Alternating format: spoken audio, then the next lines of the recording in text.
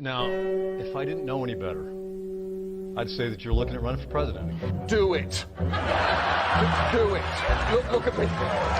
Do it. I will personally write you a campaign check now on behalf of this country, which does not want you to be president, but which badly wants you to run. I am officially running for President of the United States, and we are going to make our country great again. There's not going to be a President Donald Trump. I think that man will be president of the United States right about the time that spaceships come down filled with dinosaurs and red cake. Donald Trump has been saying that he will run for president as a Republican, which is surprising since I just assumed he was running as a joke. Donald Trump will not become president. I continue to believe Mr. Trump will not be president. Donald Trump will never, ever be president. Moderator, but apparently believes that Donald Trump is a clown. President Obama will go down as perhaps the worst president in the history of the United States! Exclamation point at real Donald Trump. Well, at real Donald Trump, at least I will go down as a president. You're never going to be president of the United States by insulting your way to Let's see, I'm at 42 and you're at 20.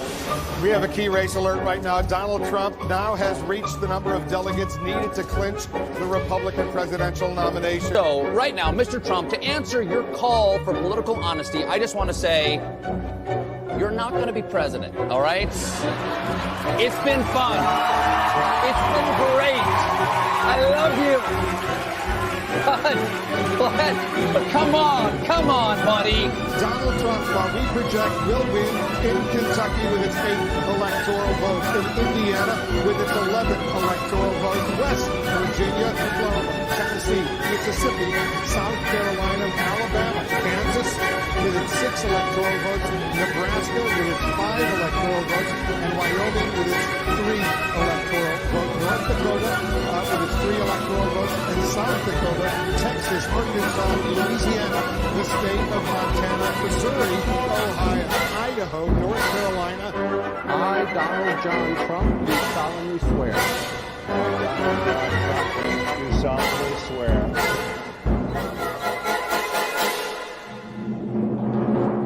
Together, we will make America great again. White House Senior Living. Our residents feel right at home. Our vibrant facility offers delightful activities and outings, round-the-clock professional care, and exquisite house-made meals. Well, I've been eating everything that's put in front of me. I've been eating all Italian foods, basically. And ice cream. And ice cream, chocolate chip ice cream. White House Senior Living, where residents feel like presidents. And we had a little bonus there for all of you. Welcome into CobraCast 199. Hello, Snake Pit. Good to see all of you here in the chat tonight. That was a video that won Donald J. Trump, the 45th president of the United States, and the 47th president of the United States, put over on Truth Social.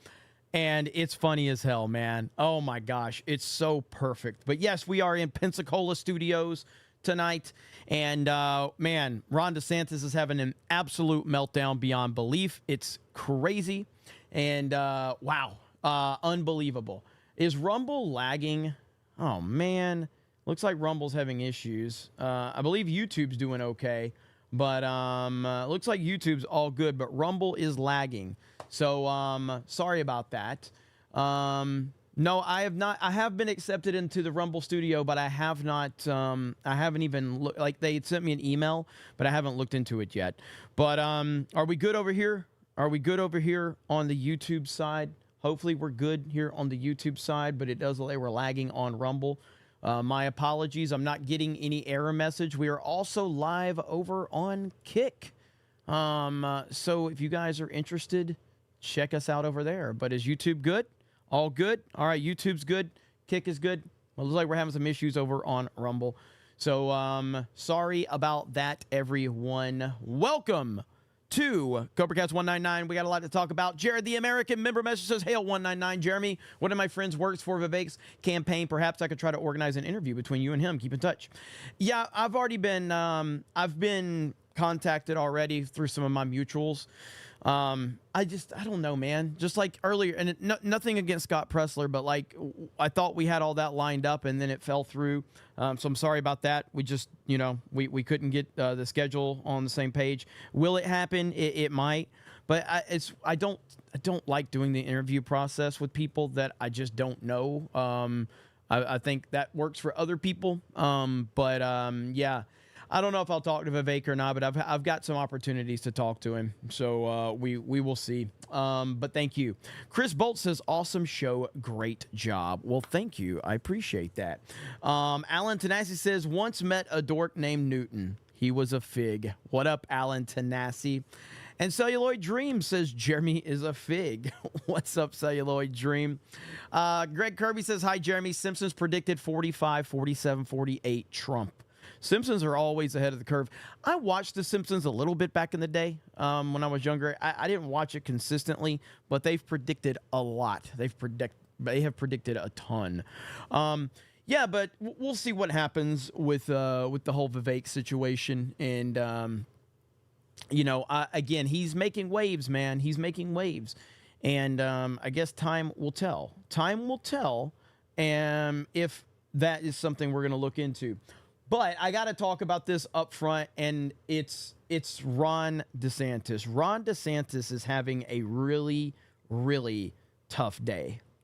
Like, this dude has stepped in it so much with MAGA. And again, you can't just actively turn your back on the very thing that you fully endorsed and embraced and expect nothing to happen. You can't go up against the king himself, the king that gave you the position you're in. Ron DeSantis, this is the king that anointed you the governor of Florida. You stabbed the man in the back, and you've stabbed him in the back constantly. And he's now like breaking down right before our very eyes. Like, it's really embarrassing. Jose Taco says, what do you think of Alabama's new coach? Yeah, I mean, I'm not going to sit here and pretend that I was very familiar with Kalen DeBoer before the last few days, but obviously I've become very familiar with him. And I think under the given circumstances, and I'll talk about this more on Sunday Sports Wars, under the given circumstances, it's the best we could get in the situation we're in. So I'm pretty excited about it. I'm pretty happy about it. So we'll see what happens. All right, I'll talk to the chat a little bit more, and then we'll get into our main topic. Everybody's rolling in. We got almost 1,000 people here. Smash the melee button if you don't mind. DJ Feisty says, or Fisty says, sent you an XDM with an updated picture. I think I might have saw it. Running, floating around there on my Twitter feed or my X feed. I don't know if I will ever, I'm still uncomfortable calling WWE because I want to call it WWF because I grew up with the WWF, and I think WWF just sounds better. So it's always been a struggle for me to call WWE that. I don't know if I'll ever comfortably call Twitter X. I don't know if I will. It's not like I'm actively trying not to, but I don't know, man. I guess we will see. But and I'm not saying there's anything wrong with it. It's just I'm not sure I'm going to be able to get there. It's Twitter. It's what it is, man. It's Twitter. It's just what it is. So what's going on? I see Hail the Lore in the chat. Herb Thompson. Yo, Pops in the house. Cerberus, what's up? Nikki who? Nikki Hillary. I like that. I don't know who said that, but somebody called her Nikki Hillary, and I think that's a perfect name. They are really pushing the Nikki Haley. Nikki Haley's getting all this momentum nonsense, and again, man, it's just ridiculous. It really is. We got over on Rumble. Dara Mouse says, thanks for answering my question. Jeremy, you should square off some time for it because it does help things flow.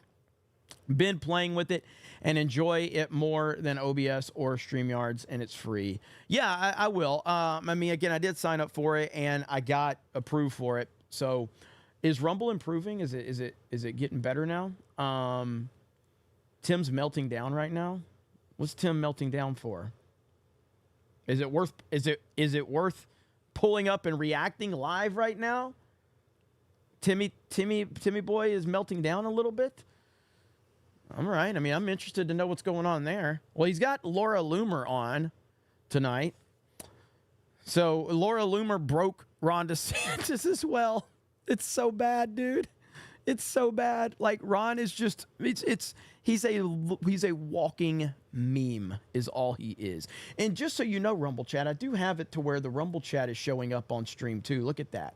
So the Rumble Chat's showing up on stream too. So there you go. See that? So we got the Rumble Chat and the YouTube chat right there for your viewing pleasure. All right. And I know, look, I am working on making this look a little better with the chats. All right. I am a low tier YouTuber. I am not good at what I do. But that's the best I've got for you right now. So, swig of water to the working man. Let me see. Hayden Wayne for 20. And also we got K-Road. We got Robert Kerr. Robert Kerr says, Jeremy is a spokesman for Big Fig Mattress. K-Road says, Jeremy, you fig. Loomer is over at Timcast instead of CobraCast. This is unacceptable. Get her on already. Hail Cobra. Yeah, Laura Loomer's awesome.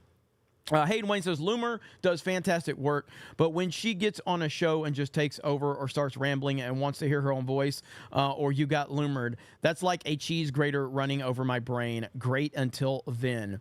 Yeah, I mean, again, I don't want CobraCast to be a guest-driven show, but if I do start doing guest, like I said, when we initially was trying to set some of them with Scott Pressler, I decided to do that on a Thursday, so it doesn't kind of mess up the normal flow we have here, Monday, Wednesday, Friday. So I think if I'm going to do guest, I might just start doing like the Monday or maybe on a Thursday. And obviously I can't do Tuesday unless it's Tuesday during the day because I have Tuesday night's main event. So working through it. But I don't want to mess up the flow of what we have. Monday, Wednesday, Friday works really, really well. Christian Rocker says, been having some great discussions with the Simps online, and I've come to realize that they are just as bad and delusional, if not worse, than crazy leftists. I agree. I agree completely. And I've been saying that because generally speaking, the majority of DeSantis supporters, I'm not saying all, but the majority of them are people that despise Trump and have TDS. That's who they are. That's who's made up his entire cabinet. It's people that just despise Donald Trump. So they already live in a delusional world to begin with. Now, again, I was once a big DeSantis supporter. Being from the state of Florida, I was very proud of my governor. I was very happy with the job he was doing. And it seemed like, you know, he was working directly with Trump and that they were going to be working together to make America great again. And then Ron DeSantis made some decisions and essentially stabbed Donald Trump in the back. And it became clear where his allegiance lied, and that's fine. And, you know, it's just one of those things. So now here he is at this point in time where he's in full meltdown mode right here. Here we go. Here's Ronnie D right here. Ronnie D having a tough one right here. Watch this one. A failure theater all the time? That's something that would be nice to have in Washington for a change instead of failure theater all the time. Second thing is, excuse me, hold on, excuse me, I'm doing this. Second thing is, I know, but you're interrupting and you're being rude. Everyone else is listening and you're butting in. I don't care. I know you have an agenda. I know you have an agenda. Stop. How much money have you gotten from Here we go. The second thing is, the second thing we're going to do, second thing we're going to do is, this guy is like, he wants you to pay more for gas, more for energy. He wants rolling blackouts in this country. We're not going to let people like that win. We're going to make sure we're energy independent in this country. That's something. Jeez, man, it's so embarrassing. It's so embarrassing, Ron. What are you doing? It's so embarrassing. God, it is true. Like, listen. just because someone has a soy boy voice or a lispy voice doesn't automatically mean that they are, in fact, a beta, okay? There's some people that I know that have, a feminine voice, okay? DeSantis, it's never been more obvious how pathetic his voice is until he started to, when he stabbed Trump in the back. His voice is pathetic, dude. It's really weak. It's really soy. And when he gets mad like that, it becomes even more obvious. When he gets flustered or overwhelmed, he gets very, very, very, very beta. It's so funny, dude. I love it so much. But it is one of these things that we're just going to have to keep calling it out. But here's the type of people, all right, that have his this is the DeSantis campaign right here, all right? Steve, I think you say his name Deese. The only reason I know who this guy is because he's such a Trump hater and he's such a DeSantis lover. This is strange. So come Monday, we're going to cast votes, and I hate this. This is the most important election of our lifetimes. I hate that. Because most of the time when the politicians say that, what they really mean is, this is the most important election of my lifetime, yo. All right? My pension's on the line. All right? My donor bundle's on the line. Don't send me home to get a real job. That's what that normally means. But in this case, we don't know what a border is. We don't know what a gender is. We don't know what a law is. We don't know what an economy is, what a constitution is, but we do know what inflation is. We do know now again what stagflation is. We know what an invasion is. We know what managed decline is. We sure as hell know where Ukraine is now.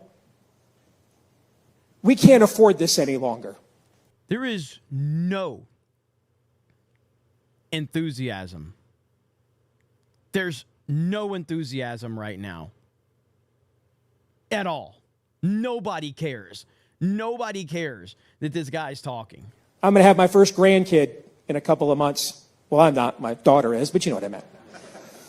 We can't afford this. There's a lot of people in this room that make a good living. You can't even afford a used car right now. Real basic stuff. This cannot go on. We have to win. We cannot gamble this election on distractions and soap operas. We have to win based on issues. We have to get people in suburbs like where I live. So I'm not going to put you through the rest of that, but I just wanted to show like where the enthusiasm level is, and there is no enthusiasm level. There's literally none. It's the most boring pitch I've ever heard. And you saw the people's faces right here. Look at them. They're just like, what the fuck is this guy talking about? What is this guy doing? It's so bad.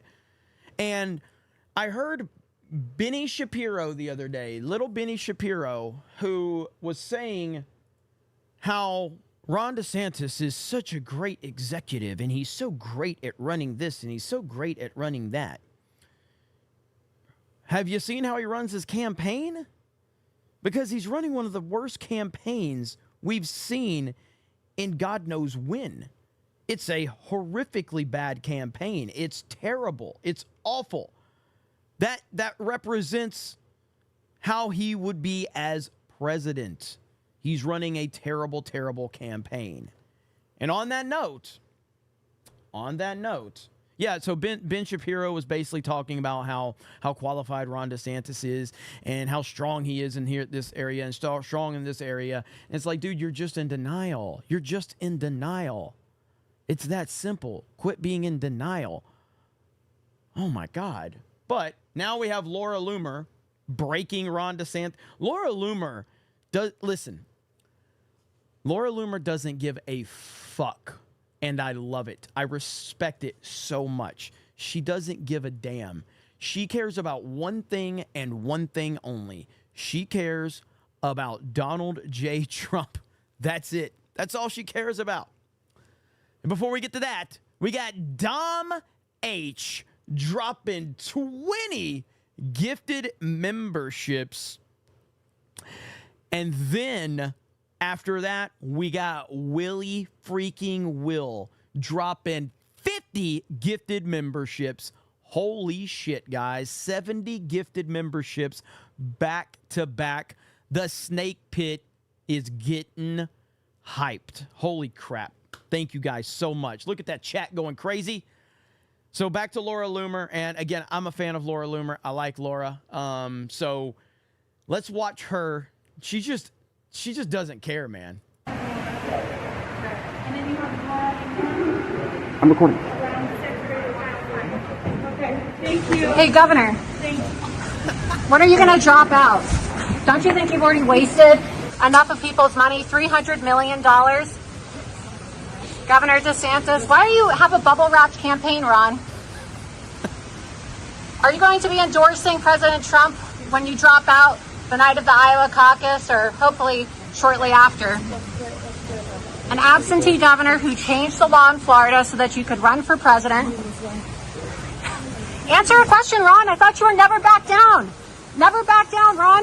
Whatever happened to that? Don't assault me. Press charges against you. There's a state of emergency in your state. Why aren't you there? There's a state of emergency in the state of Florida that you declared, and you abandoned Floridians, Ron. Why are you hitting me? Why are you hitting me? You wouldn't be governor if it wasn't for President Trump. You betrayed President Trump. You betrayed the people of Florida. And you're going to lose 14% in Iowa, 5% in New Hampshire, Ron. Somebody just said, where did it go? I'm trying to move my I got too many screens right now. Somebody just said, 88 says, D-Day Cobra, you need to hear what happened on Timcast when Laura was arguing with Luke and Tim started screaming and cursing. Somebody send me the clip. Tag me on Twitter. Somebody send me the clip and we will react to it right here, right now. I love it. I love it. As you can see, it's all the way throughout backing down with Ron DeSantis. Hey everybody, so I'm here in front of the Sheraton Hotel in West Des Moines, Iowa, and Ron DeSantis just got Loomer. He looked petrified. Honestly, I think that his soul left his body when he saw me, and he's such a coward. Whatever happened to never back down, right? Never back down. He ran into the hotel convenience lobby, you know, where they sell the little snacks and the waters and the tampons and things like that. That's where Ron DeSantis ran to hide from me, and then he took the elevator up to the 9th floor to run away from me. This is a guy who is too scared to face an independent journalist. Laura Loomer, he's running a bubble-wrapped, insulated campaign, doesn't want to talk to the people. All right, I gotta see what's going on. I gotta get on Twitter and see if anybody can tag me in this this Tim Pool thing, because I gotta see this. I gotta see this. So tag me right now. All right, if on Twitter, or send it. Tag Krista Nova as well, because Krista's here. Say hello, Krista. Let's see. Yeah, there's Krista. So if you guys can tag me or her in a clip or something, or give me a timestamp. So Luke is the We Are Change dude, right? And he has severe case of TDS, if I'm not mistaken. I'm pretty sure he does. I think he has a severe case of TDS. And and of course, Loomer is like 1,000% all in MAGA, Trump, and she will not, she does not back down. If you are not in for Trump, she is against you. She will call you out. And so I can only imagine what their fight was for. And apparently, Celluloid Dream is tagging me on Twitter, and he says, D-Day Cobra is gay, just so I can see it. Oh, my God. I love you guys so much. All right, somebody track that clip down for me. Eric K., Krista Nova, one of you, find that clip for me. And that way we can react to it here live on CobraCast 199. Hayden Wayne for 20 says, I was a big fan of Steve Deese for a long time. He's extremely smart and extremely influential in Iowa and some circles. He's a big sports guy too. He lost me because of his TDS. He has defended Trump on occasion though. Yeah, I mean, it's weird, man. Like, there's so many people in the past that I was a fan of for one reason or the other. And look, my hard line in the sand is not if you support Trump or not. I don't really, obviously I care. I think people should be supporting Trump. But if you don't support Trump, that's not the end-all, be-all for me. It's just not. And Hayden's giving timestamps right now for you guys, so you guys can check it out, Krista and Eric, and see if you can get that link for me. But my hard line in the sand is TDS. Like, that is where I do draw the line. Like, if your entire life revolves around how Orange Man bad, Trump horrible, Trump's the literally Hitler, he's the worst thing, he's the Antichrist, he's the worst person that's ever existed, he's a racist, he's a sexist, and you just can't function in day-to-day life, that's where my line in the sand is, where I'm like, I just can't deal with you. I can't take you seriously. I can't have a conversation with you. And, all you are is someone to roast and make fun of at that point in time. And so that's where I'm looking at it from. So this guy, Steve Deese, who I'm not overly familiar with, all I see from him on Twitter, and I don't follow him, but it shows up in my timeline, is him crying about Donald Trump. Crying. And again, there's nothing wrong with thinking Ron DeSantis might be a better candidate, in your opinion. I have no problem with that. I have a problem with the fact that you're ignoring reality. And the reality of it is Donald Trump has 60 and 70% of the fucking vote. And DeSantis can't even get over 10%. That's the reality of it. It's reality versus the fictional world that these weirdos live in. Your support? That's fine. You can like DeSantis. You can think DeSantis is the better candidate. But guess what? We live in a world where the support of the people matters. And the people care and love Donald Trump. And there's no way in hell that Ron was ever going to compete with Trump. That's just the reality of it. That was always the case. It's always going to be the case. So I'm looking right now to see in my mentions. I still don't see anything right now. I'll see if you guys are sending me anything. Nope, nothing yet. Krista, Eric, any luck on getting me that timestamp? We got almost 1,600 people here in the house. Disco Cobra for 50 says, I was watching Timcast. It was insane. Tim got fed up with the COVID talk and flipped out. Luke and the other girl just kept talking over each other for a few minutes, and Tim was just done with it. Okay. I'm done. I've got to just go. I've got to go over there and I'm just going to have to search through myself here. Let's see if we can. Timcast. Jeremy, it's about it. Huh? Hey, Jeremy, it's about an hour and 27 minutes in is when it kind of starts. Okay. Hour and 27 minutes in. Let's see if I can find this. This is amazing. Let's see if we can find this.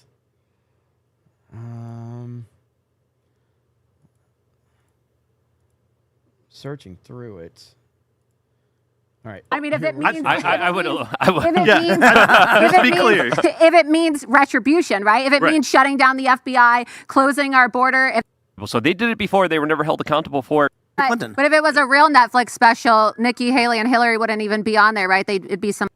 Then Donald Trump will say something in his show. He'll be like, "It's not correct." And that is getting down from the ballot. Do it. The next person we make, and so I can. Oh yeah, Tucker's going to be. There's. This is the image that's 9. Hero. Instead.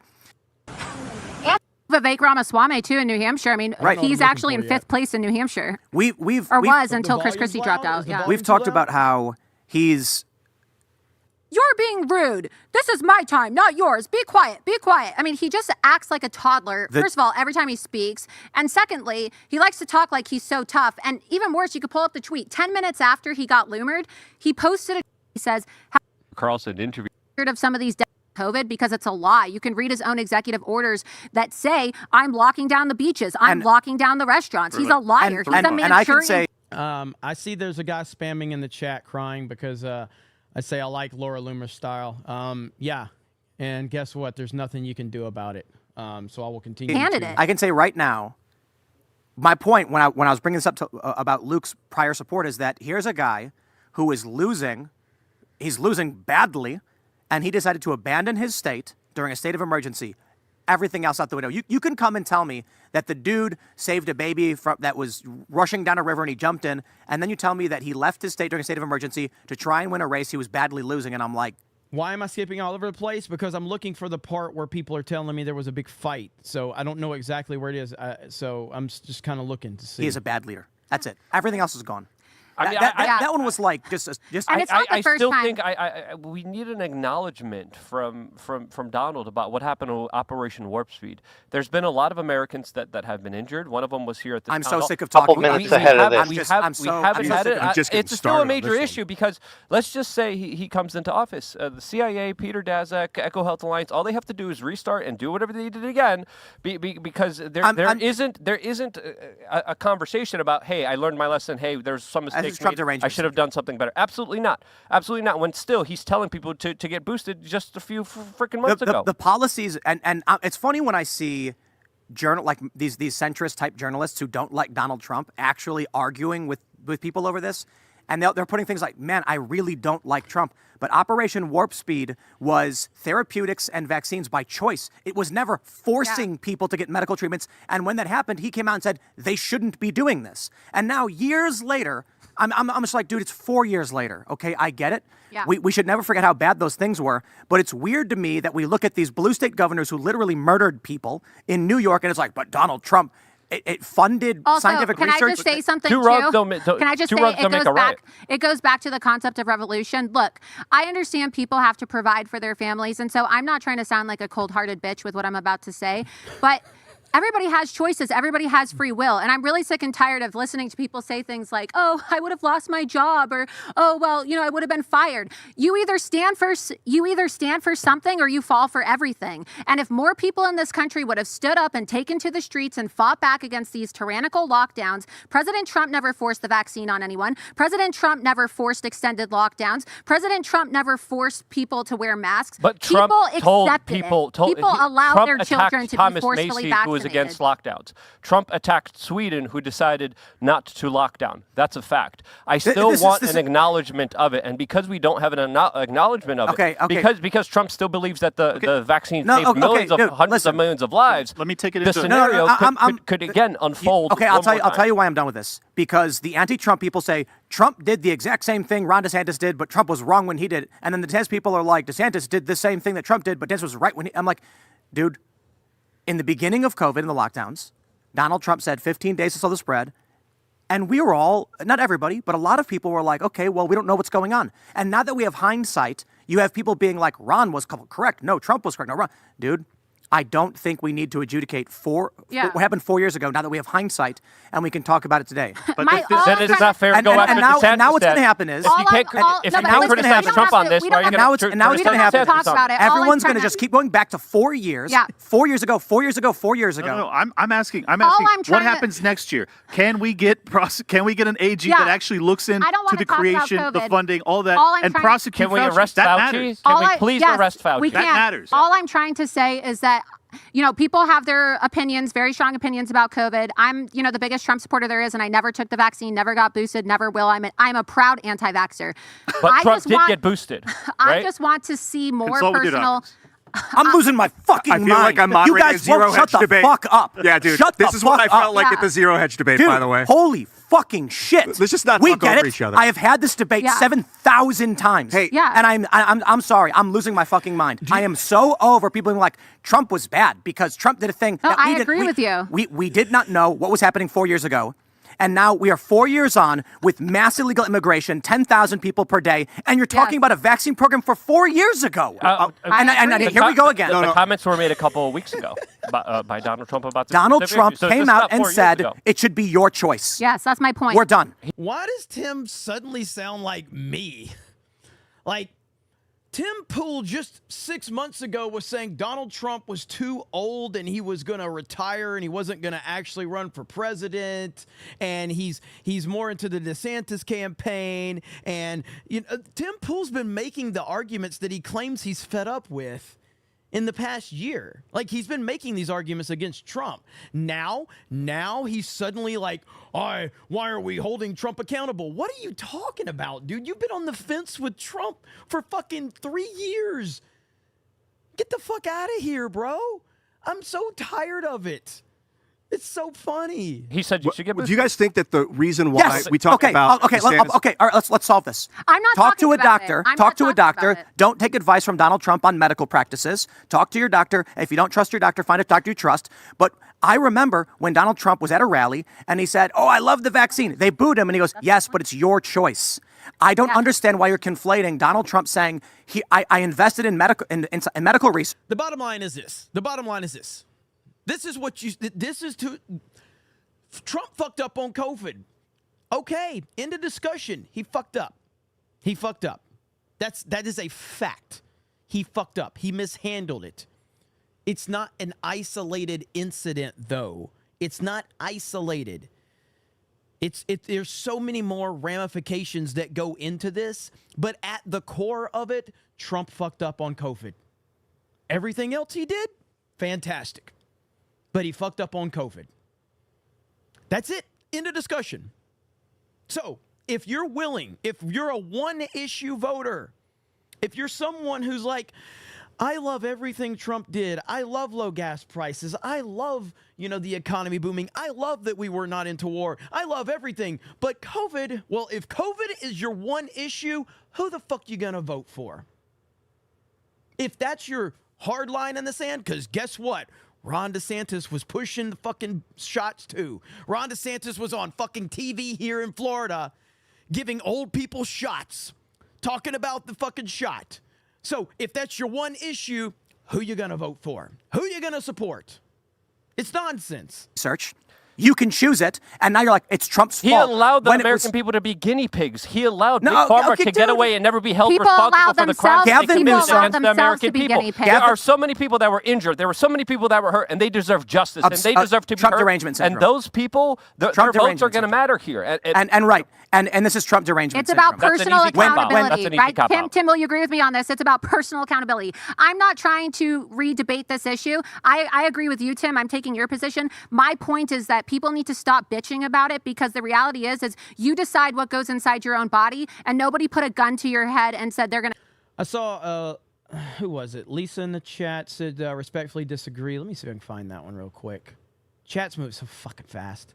I know Lisa basically said, I respectfully disagree, Jeremy. I think Trump did pretty good. Oh, I politely disagree, Jeremy. Trump did very well for a variable situation. So I'm not going to say that again, that's why I said there's more details that go along with the COVID situation than just COVID itself.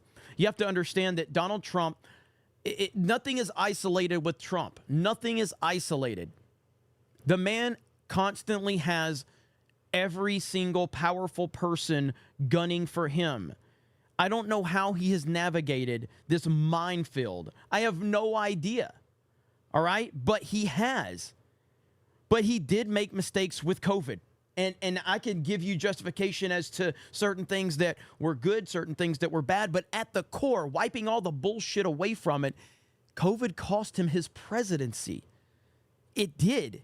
And that's a battle that he has been facing, and he has stood up to every single attack and every single manipulative tactic and everything. But COVID's the one thing that they got on him, and he is definitely responsible for not seeing the bigger picture with that. I got to call that like it is, you know what I mean? But I do think he did some good things with that too. It's an impossible situation, but ultimately COVID cost him his presidency, and that was the goal. And it was also the goal to flex to see if they actually had the power that they think they had. And they did. They certainly did have the power that they thought that they did. Going to kill you if you don't take this vaccine. Yeah, they and just so said people they said they'll kick you out of the military. Well, they'll you kick know, you out of your job. if more people would have stood up, again, I really firmly believe it's about personal accountability. Andrew Cuomo, you're talking to people Andrew that did stand Cuomo, up. Gretchen Whitmer, Wolf, who is New Jersey? It's been so long. Newsom, of course. The Goldman Sachs guy was in New Democrat governors mandating all of these things, all of it. The elderly people who died. And I want to stress, too, I do think it's important that we talk about these things because... Is this it? Because I don't want to hijack Tim's show. So is that... I've already done that enough with this show.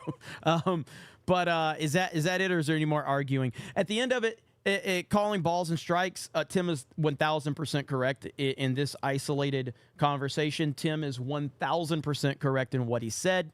No doubt about that. I agree with everything he said. In isolation, if I'm just looking at this in a narrow way, he's 1,000% correct. Because holy crap, it seems to calm down now, but I just that move being on. said, okay, so that's it. Okay, so that was good though. Thanks for telling me about that, guys. That was funny. I thought Tim handled to be fair, I think he handled the situation relatively well, all things considered. Bobby McKinley says, actually, Jeremy, it was the election fraud that cost Trump his presidency. Again, COVID. This was all a plan of mail-in voting and all of that. So, but COVID was the vehicle in which they actually accomplished that. It was COVID is what put them in that position to actually, accomplish what they accomplished. And I mean, again, you have to be a complete idiot to not think that Trump is not the most popular politician in this country, because he is, and it's not even close. It's not even remotely close. There's not a single politician in this country or in this world that is even, I would say, not even, I don't even know if somebody can get within 50% of Trump's popularity. I mean, he's just that popular. He really, really is. But mail-in voting and all of that other bullshit, that's what's given them all of their opportunities to do what they continue to try to do. So that was pretty cool, though. That was pretty cool. Honestly, though, just like with me, man, people will see like how me and Ryan argue on a stream or something. They're like, oh, it's Geeks and Gamers is falling apart or some shit like that. And it's like, I don't think there's anything to that. I think Tim, obviously, that was a little out of character for him on his main show. I'm pretty sure he said stuff like that similarly, on his member show, which I've never seen except for some clips. But I think he handled it pretty good overall. Look, Laura Loomer is a very difficult personality to manage in that situation. And then you've got Luke, who definitely does have TDS. He certainly does. And so Tim basically, he called it out. I actually think he did a really good job. Let's see. So I guess there's this, funny Eric July tweets are going on here. I should retweet and say, Eric July, stole the election from Trump. That's what I should say. It's just a meme right now that's going around. But hey, welcome in, everybody. We've got almost 1,800 people here. We appreciate you being here. This is CobraCast 199, not to be mistaken with Timcast IRL. But there was a thing with Trump here that I wanted to watch really quick. I didn't get a chance to watch this as an entirety, but Trump did a press conference with Alina Habba. I'm sure the people will love to watch Alina Habba, but I want to hear what Trump had to say in this press conference really quick. So here we go. And I'll turn up the volume if we need to. Good afternoon.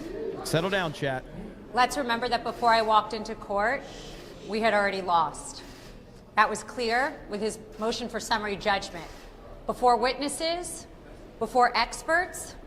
And do I think any of it mattered? I certainly hope so. But for anybody that was in the courtroom for the last 11 weeks, you heard that there was not one fact against President Trump. There was not one piece of paper that showed anyone committed fraud. And don't forget that Section 6312, a consumer fraud statute, has been wrongfully used against my client, innocent defendants, the organization, and every employee of the Trump Organization, which has single-handedly changed the New York skyline, including the building we are in today. These are special properties. Real estate is an art. She needs to be White House press secretary when Trump wins, bro. She needs to be White House press secretary. She is a badass. She is a badass. Not a science. But you know what else is an art? You know what else isn't a science? Political motivated individuals. She's using this to paint a canvas that Donald Trump is a fraudster because they can't beat him in the polls. They can't beat him in the polls, so she ran on Trump because that was the only way she could win. And now, today, after 11 weeks, after 3 years, we have concluded that he indeed committed no wrong. The Trump organization committed no wrong, and the kids... That is true. Attorney General, yeah, Attorney General would be badass, yeah. ...have been dragged in just like the other defendants, and it is wrong. America needs to step up, and there's only one person who can do that. My client, Donald Trump. President Trump, everybody. Thank you very much. Yeah, we've gone through years with this person. She's a political hack, the Attorney General. The judge is obviously extremely friendly with the... Volume's a little low. I can't bump the volume up anymore, I don't think. Yeah, I can go a little more, but that's as loud as I can get it. The group, and we'll see what happens. I think maybe he may surprise people on a positive side. We'll have to see what happens exactly. But we've proven this case so conclusively. We've asked for directed verdict many times. They don't have any facts. They don't have any evidence against us. Millions and millions of pages, years of litigation, and all politically motivated. She campaigned on a "I will get Trump." If you've ever seen any of her clips, they're horrible clips, actually. The anger, she's got serious Trump derangement syndrome. There's no question about it. Letitia James, the corrupt Attorney General of New York. So we've proven our case. There's not one witness against us other than one person who is a deranged. He's got a lot of problems. He's a man who's been convicted of lying. He's a felon, convicted felon, and not a good person. But that's their only witness, and he's now crashed and burned. They have no witnesses. And by the way, that witness took back everything that he said. He took back everything he said in court, took it all back. So they have no case. It's a shame that a thing like this is able to happen. Businesses leave New York. She went after Exxon, and they decided to move to Texas. And hundreds of millions of dollars they pay in taxes. I paid over $300 million of taxes over the last number of years. $300 million. Even Kevin O'Leary from Shark Tank has basically spoken out about this entire situation and called out the insanity behind it. And again, my question goes back to, how is this even legal? How is this even possible? How are they able to do this to not only just a regular everyday American, how are they able to do this to a former president of the United States of America and the leading frontrunner for the Republican nomination? It boggles my mind. And they don't recognize that. They don't recognize anything. So think of it, not one witness, millions of pages of document, years of this nonsense, and now it goes on. And one other factor, we won this case already in the Court of Appeals. The Court of Appeals voted in favor of us. But this judge has been very, very slow to accept that opinion because that's not the opinion that he wants. But we won in the Court of Appeals. That's the boss of this judge. He has to know that. And it was a conclusive victory, statute of limitations and other things. And that case has already been won. So that's the story. And I thought we'd come down to 40 Wall Street, which is a great building, and you'd get a chance to see one of the nicest buildings in New York and a convenient place. And I don't have to pay any rent because we have it, and it's been a very successful building. But it's a shame to have gone through this for years and years and years. And now we'll see if we're going to get an honest. While Trump, and I want to stop here. We're going to come back to this, but I know, I know that. Let's see. Eric got me the clip of Kevin O'Leary, so I want to play that to give proper context to just how insane this is, because this is true insanity beyond belief. Here we go, right here. All right. So here's Mr. Wonderful. For decades. Does this case strike you as odd? Well, let's leave out Trump for a minute, and let's leave out politics and just talk about what happens in real estate development anywhere. So if you're a developer and you've got a building on a block anywhere in America and it's worth, let's say, $500 million, and you want to build a building right beside it, you go to the bank and say, this building is worth $500 million. I'd like to borrow a construction finance loan against this asset, and I want you to tell me it's worth $500 million too. And the bank negotiates with you and says, well, no, we think it's worth $400 million. And you fight it out. You're always trying to show your assets in the brightest light with the sunshine you could possibly determine for them. You want them to be worth the very most, because you're only going to get a 40 or 50% loan to value, as it's called. Then you borrow that money. In the case of a $500 million asset, maybe you get Is it too loud? I turned it down a little bit, so sorry about that. I bumped it down. Volumes are all over the place on these videos. $250 million, and you build a new building with a construction finance loan. And so that's what this case is all about. And by the way, forget about Trump. Every single real estate developer everywhere on earth does this. They always talk about their asset being worth a lot, and the bank says no. And that's just the way it is. So in this case, when I'm trying to figure out, and I'm not pro or con, or I don't care about the politics, who lost money? Nobody. The bank got paid back the construction finance loan, and a new building was built. And if you're going to sue this case and win, you got to sue every real estate developer everywhere. This is all they do. This is what they do all day long, every day. So I don't think this thing will ever survive appeal, regardless of what the fine is. This doesn't even make sense. Now, look, I know Trump's got a lot of problems in other indictments and everything else, but this, if you're a real estate developer, you're watching this, you're saying, what is this? This is ridiculous. It is absolutely insane. And so that puts the proper context on, everything we're watching and listening to right now with Trump. So let's continue listening to Trump. Verdict. We didn't have a jury. We had no rights to a jury. It's a statute that's never been used before for a purpose like this. I just watched a certain broadcast and they said, they've been looking, has it ever been used before? This is a statute that's a consumer fraud statute, never been used for anything like this before, and it's a shame. It's really it's a witch hunt in the truest sense of the word. It's election interference. And it just came out, this was just right now, Letitia James visited Joe Biden in the White House numerous times during the Trump witch hunt. And this just came out about 10 minutes ago, I got it.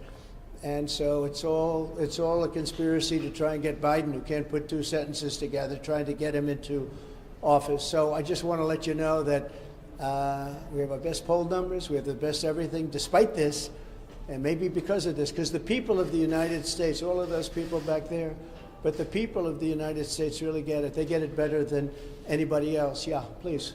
Mr. President, do you agree with your lawyers what they said on Tuesday, that you should not be prosecuted or could not be prosecuted if you ordered SEAL Team 6 to kill a political opponent? Well, you're talking about a totally different case, the immunity. I say this, on immunity, very simple. If a president of the United States does not have immunity, he'll be totally ineffective because he won't be able to do anything, because it will mean he'll be prosecuted, strongly prosecuted perhaps, as soon as he leaves office by the opposing party. So a president of the United States, I'm not talking just me, I'm talking any president has to have immunity. As an example, Biden could come out and you could get him on the border, you could get him on what happened in Afghanistan, a horrible, most embarrassing moment in the history of this country. You could get him on a lot of different things. You could get him taking cash from countries. You could get him on the prosecutor not prosecuting his son or the company or whoever it was, Burisma, in Ukraine. You could get him on that, where it was a quid pro quo, if you remember that. If they don't drop the prosecutor, we're not giving them $1 billion of U.S. funds. If you don't have immunity, you can, you won't be making any decisions. So you have to have it. And I liken it to the fact that police have to have their control back. They have to have respect. And you can always have a bad apple. You can always have something happen. But at the same time, you have to stop crime in this country. It's very much like that. It's very similar to that. But you have to have immunity for a president. And I think most people are seeing that. I've read a lot of legal reports lately and scholarly reports that are saying you really have to have A president of this country has to have immunity, or they're not going to be able to function in office. Yeah, Bob? President Trump, we're just days away from the Iowa caucuses. What percentage of your time these days is spent on your campaign, and what percentage is spent on your legal issues? Well, see, my legal issues, every one of them, everyone, civil and the criminal ones, are all set up by Joe Biden, crooked Joe Biden. Shout out Young Ripa in the chat. What's up, Young Ripa? The man responsible for 9/11. At least that's what I'm hearing on Twitter. What up, This Ripa? is something that's never happened in this country. Even when you look at this is all about Biden and her meeting. So even the civil ones, this is civil, they're set up by Biden. Every single, just about, case that I'm involved in is set up by Biden. They're doing it for election interference. And in a way, I guess you'd consider it part of the campaign, because if you really look at it, they are doing this. It's never been done like this in this country. It's like we're a third world country, a banana republic. But every one of the things that you write about are Biden indictments. And I don't know, I just got a poll. We just had a poll. It just came out, and we're leading massively in Iowa. We're leading very big in New Hampshire.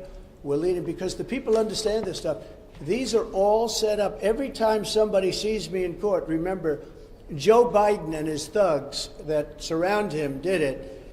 They're trying to get a man in office that can't put two sentences together, and they're doing that.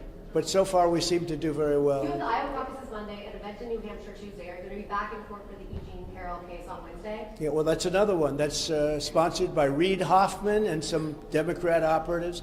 This dude is traveling all over the freaking country, campaigning, winning, dominating all the polls, still decides I'm going to show up at all these court appearances for these bullshit arrests that are against him and these bullshit indictments. Then he does town halls, he's doing interviews, he's doing rallies, and he's 77 years old. It's insane. It makes no sense. This dude is a machine.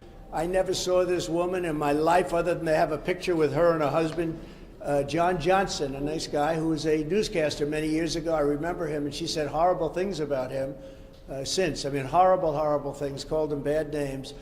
I have no idea who this woman is. I have absolutely no idea. The whole thing is ridiculous that this is even a case. This should never have happened. But again, this is sponsored by the Democrats. It's another case, all sponsored by, it's a demeaning kind of a thing, and that's what they want to do. It's called election interference. And yeah, I'm going to go to it, and I'm going to explain. I don't know who the hell she is. I have no idea. They called me up years ago, and they said, do you know about this woman 25 or 30 years ago? She doesn't even know the date, the time, the month, the season. She has no idea. And if you read and if you watch, take a look at the Anderson Cooper interview of her. And if you take a look at that, Trump is so innocent, but we have been given a very unfair trial there, too. I don't get very fair trials in New York. Have you made a decision about whether you're going to show up for the federal trials? You showed up here in New York for your civil fraud trial. You just said you're going to show up for the Eugene Carroll case. Are you planning to show up in court when they begin, whenever they begin? Sure, the documents case? I would do that. Well, the documents case, I just hear where they want to try and exonerate Biden, and he didn't have the Presidential Records Act, and I do. What I did, nothing wrong. What he did, a lot of people say substantially wrong. You can't have two tiers of justice in this country. But no, I want to go to all of my trials. These are all set up by Biden and the Democrats. This is their new form of cheating. This is, like last time, this is their new form of cheating. So far, I think it's gone very much against them. Yeah, please. Yes, during the hearing, you said that Exxon left New York because of the New York Attorney General's case, but Exxon actually left in 1989. No, they took the rest of their divisions out. Yeah. They left earlier. They were treated very badly in New York. You could have had them in New York. They could have been paying a lot of money. But it wasn't Letitia James. Oh, no, I think if you take a look, you read the case, study the case, you'll see that they took big divisions out after that. They originally left, and then they took the rest out. You just said you could get President Biden on various issues you outlined. I didn't say I could get him on anything. Oh my I said God, he is man, using the weaponization of the DOJ. He was making an example of why the president needs immunity, and you just made an accusation of something he literally did not say. He's like, if we are going to not give the president of the United States immunity, you could hit him on X, Y, and Z of all of these things. Fuck the media, man. Holy shit. They're so manipulative. Good Lord. And the FBI to go after his political opponent. And you just can't do that. Thank you very much.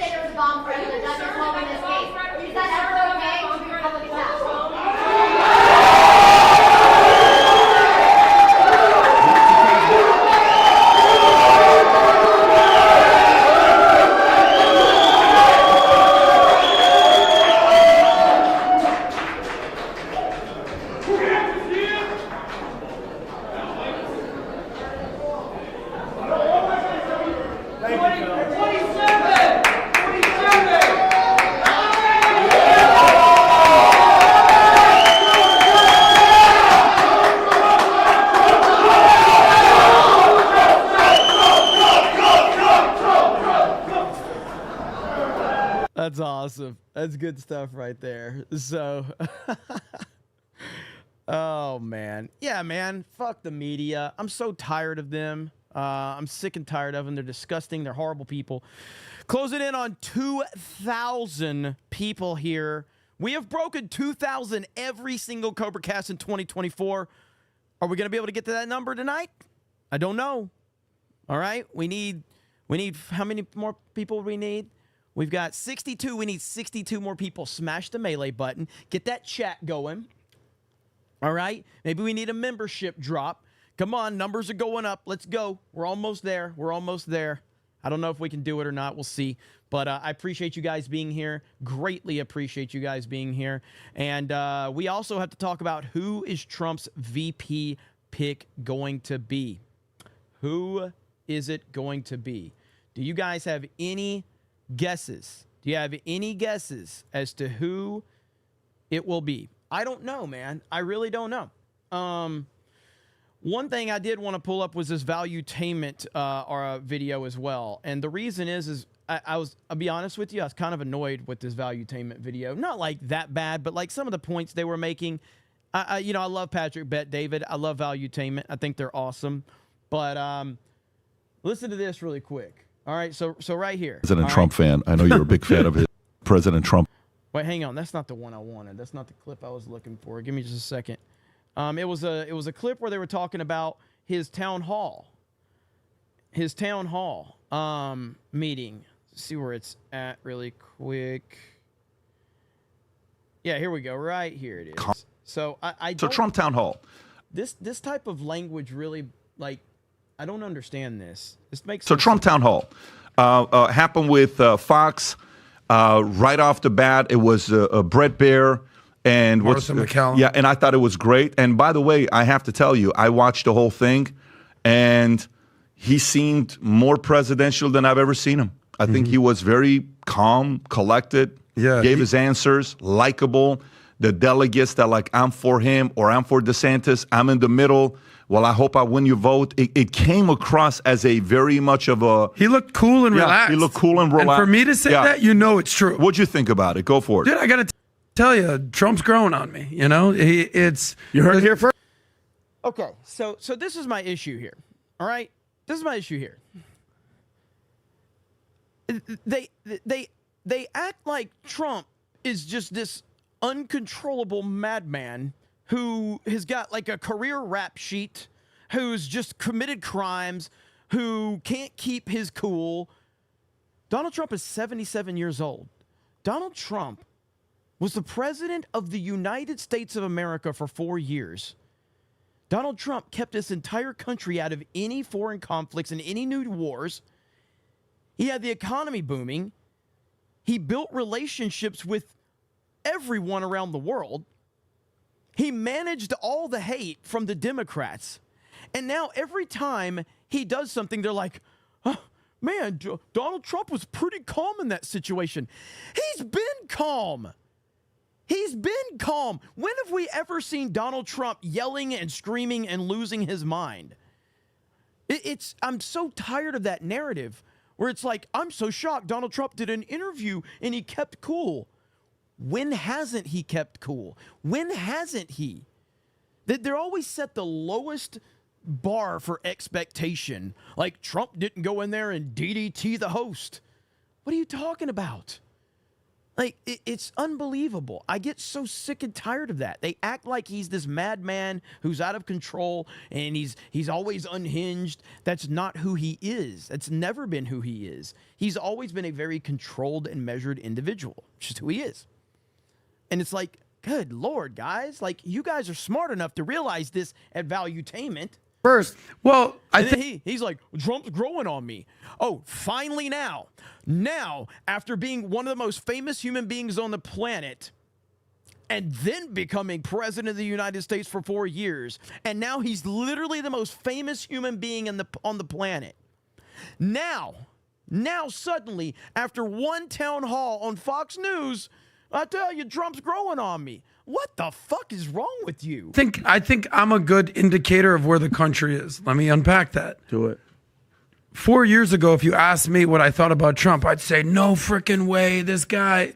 But every election is the lesser of two evils. We've been saying that for the last decade. Well, that. At this point in Trump's career, I think he genuinely is like, look, I came into office. I'm going to drain the swamp. I'm going to build the wall. I'm going to lock her up. He made all these promises. And he realized that some of those promises actually weren't going to get done. But he also realized that the swamp is real, that the deep state is real, that the mainstream media agenda to silence him is real. And I don't think he really, really knew what he was up against in 2016. And I think in 2020, with the help of the Wuhan flu, he had the double-edged sword with Wuhan and mainstream. I love how Adam thinks that he is like the conscience of the country. Like, well, I like to think I'm kind of a person that gives you the feel of the country. No, you're not. Media coming up against him. January 6th, we can put aside. But I think now, when he looks at, you talk about legacy and where he's at, he's like, look, I tried to do a job. You guys screwed me over. I want the job back. Do I have a little vendetta? Do I have a little vengeance? Sure, we'll put that aside. I'll be a dictator on day one. I'll shut down the border. I'll drill, baby, drill. But I think at this point... These guys are so inconsistent with how they cover Trump. Like, I watched Tim Pool the other day talking about the town hall. And Tim was upset that Trump didn't say, I want retribution. Tim is the same guy who cried about Trump saying he's too divisive. Trump's too divisive. He's a bull in a china shop. And now when he's not divisive, you're like, I wish he would have been more divisive. Like, holy shit, man. Like the insanity that happens around Donald Trump and the lack of being consistent.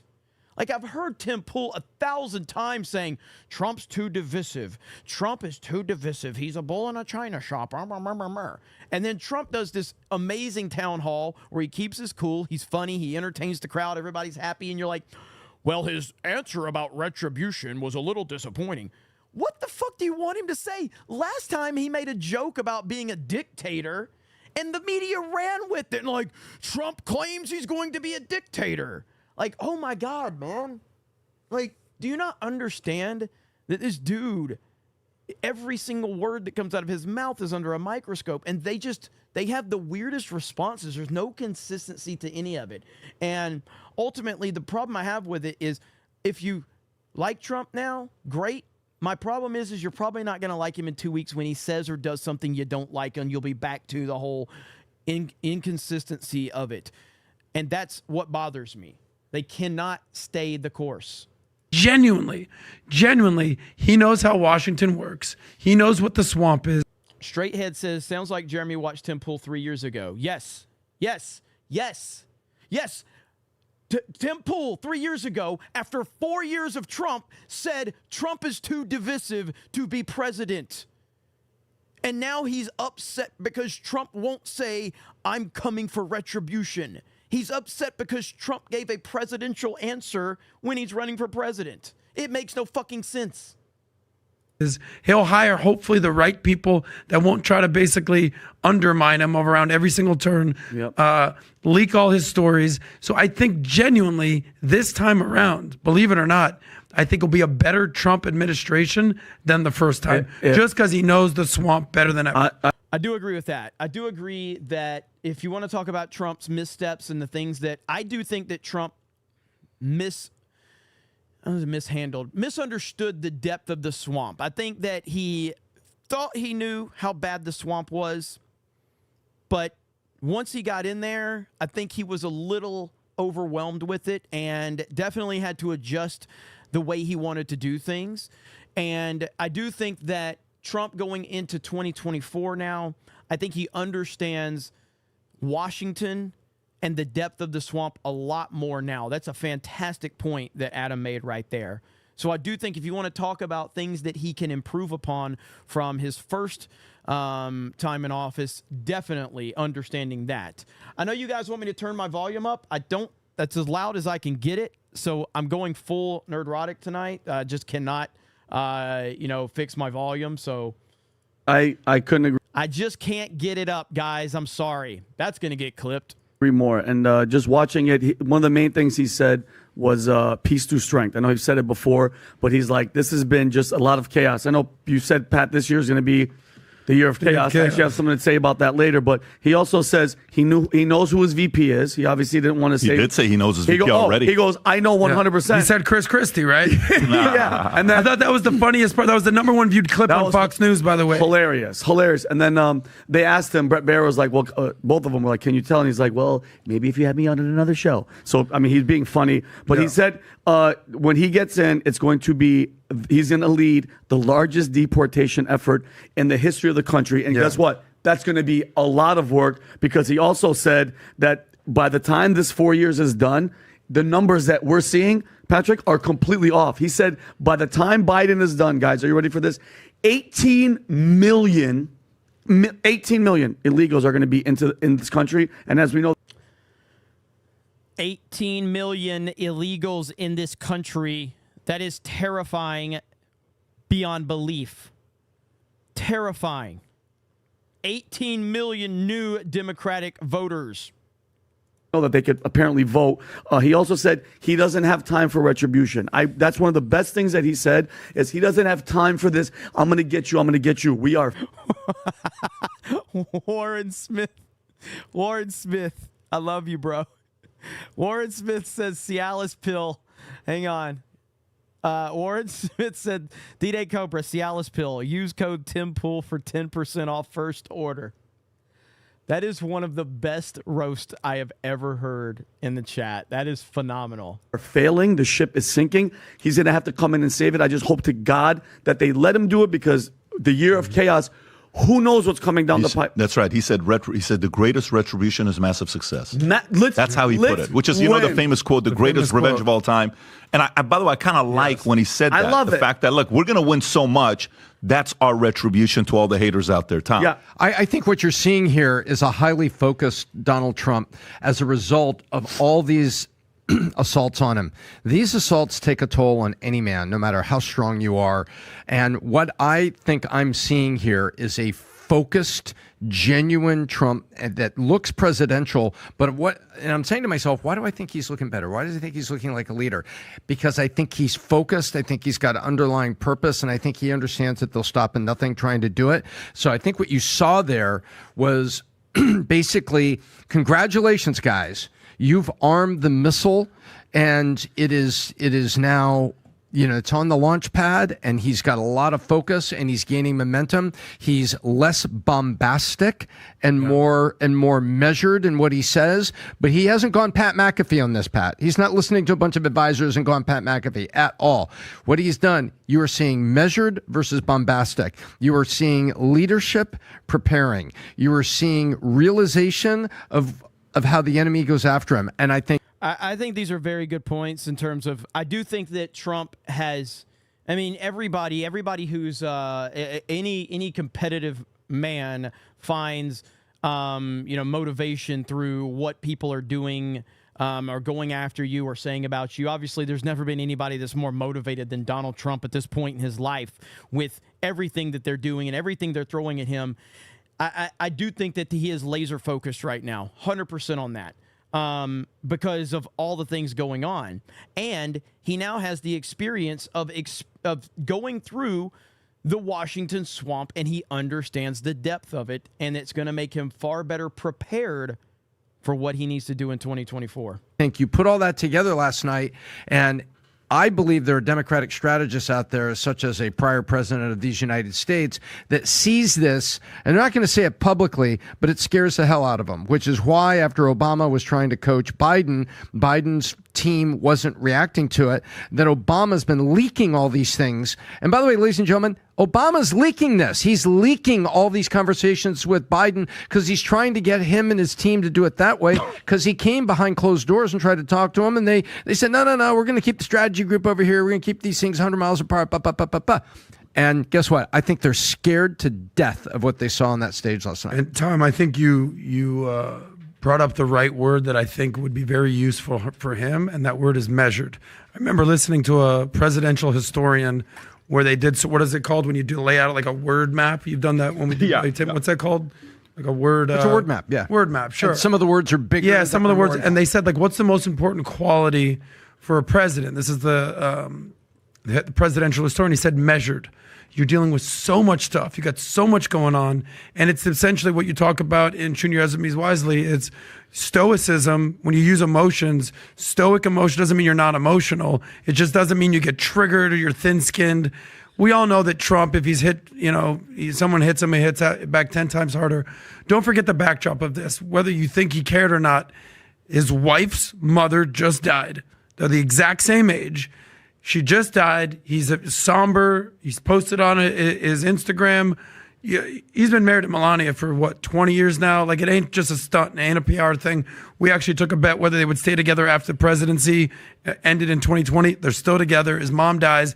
He's on a debate stage. He looked measured. He looked cool. He looked calm. He looked collected. How many times can you say that about Trump? Those words in one sentence. So I think there's the picture right there. She looks like an older Melania. It's crazy. Beautiful. It's funny, but I think and then nuance. I think he gave a very nuanced, appropriate response to the culture wars in this country, certainly around abortion. He understands that is a major, major topic that women, listen, 100,000 votes one way or another will determine this election, whether it's in Detroit, whether it's in Madison, whether it's in Philly, whether it's in Vegas, wherever it is, 100,000 votes will move. And if you can convince 10,000, 20,000, 30,000 women to say, you know what?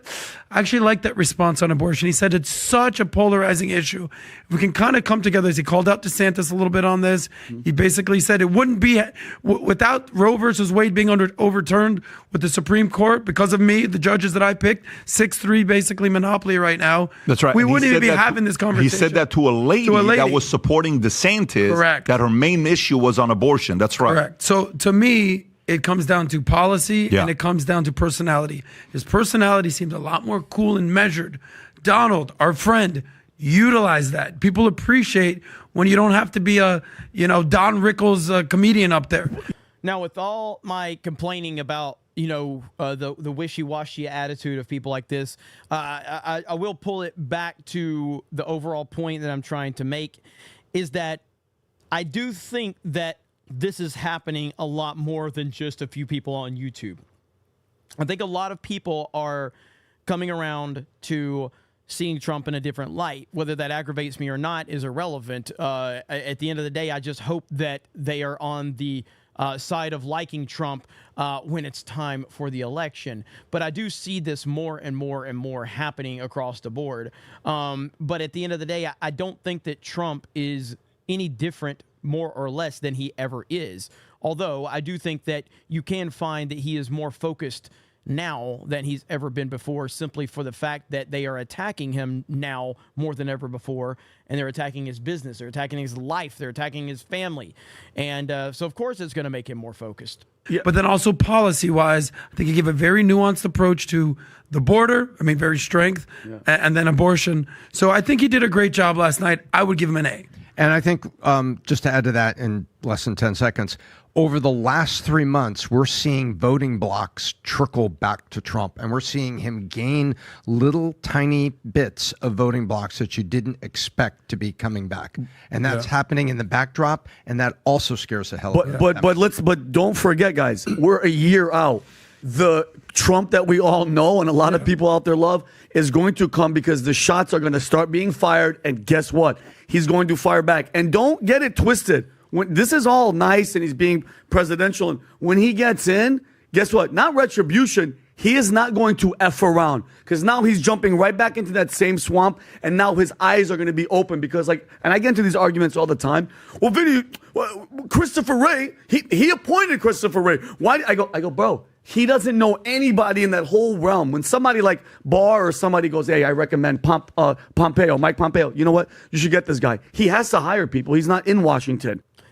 So there you go. I see a lot of you are saying my volume is low. I don't know what else I can do. I know Hailstorm had told me, like, it was different if you're watching, like, on TV versus a smartphone versus a computer. So I don't know if that has anything to do with it or not. I see my boy Alec Baldwin's finger in the chat, who don't miss, by the way. He don't miss. BPST on Rumble for $20 says for Culver's. Well, thank you. Let me give that chat some love right there. There's the chat. Let's see. We got Hayden Wayne for 20. Says Adam has been the borderline lib forever. He always had TDS. Today he defended Trump on Patrick Bet-David against the guest. Tim and Adam coming around being pro-Trump is good. I do agree. They seem to be changing because everything else is worse. I do agree. So again, I want to make sure that we. I want to make sure that we put this in proper context. While I'm complaining about people like Tim Pool and Adam and anyone else that they're so wishy-washy on Trump, at the end of the day, I welcome anyone to support Trump at this point in time. I welcome any newcomers to that. No doubt about that. So just keep that in mind. I'm complaining, but I also have perspective on it.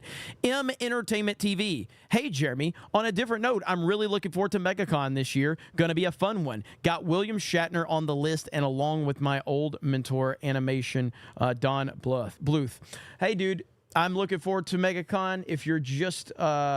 Juicy Fruit says, Jeremy, say my name. I said it, and you didn't even have to super chat. So I said your name, Juicy Fruit. But yes, Megacon Orlando is happening. First weekend in February. Listen, I can just be...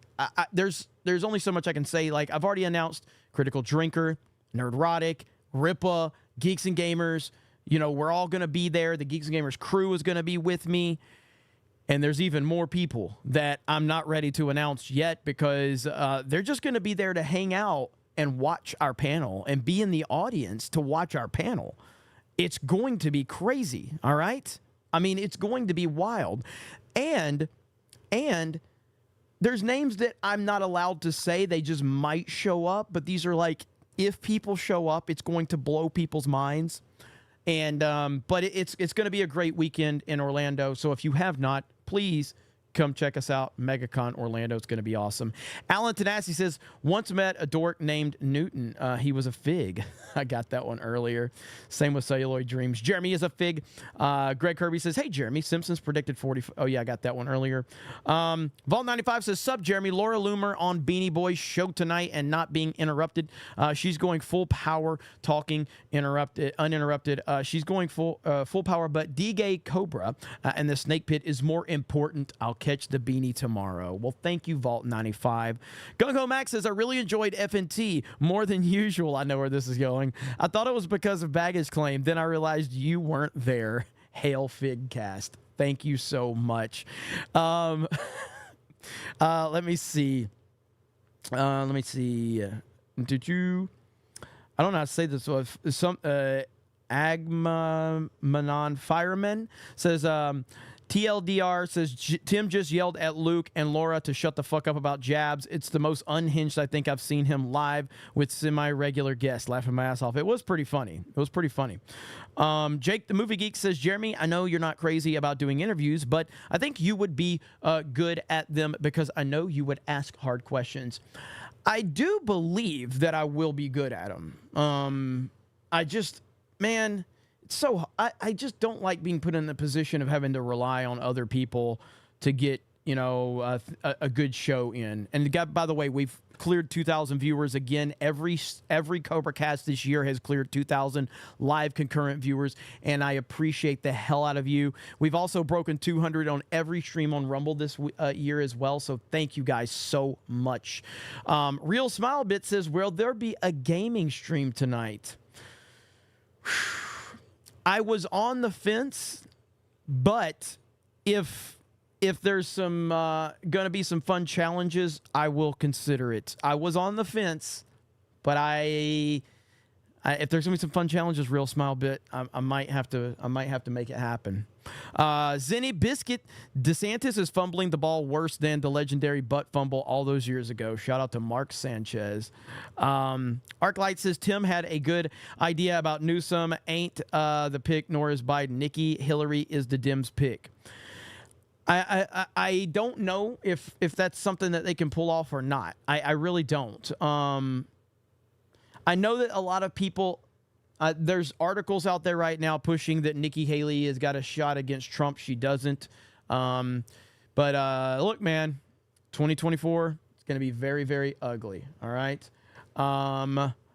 Dara Mouse says, Jeremy at Rick for Rumble is saying there will be some updates for Rumble Studios. Also, there will be news for the small creator program next week. Take that, YouTube. Thank you, Dara Mouth.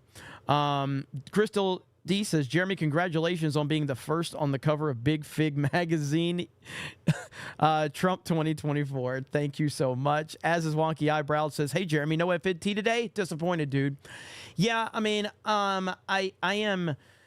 we can even go into like replies on Twitter really quick. I'll show you guys something really quick. So I made a post on Twitter about something right here. So I made this post on Twitter, and I basically, games journalism is a disease, and it is. So this is a headline from a video game website.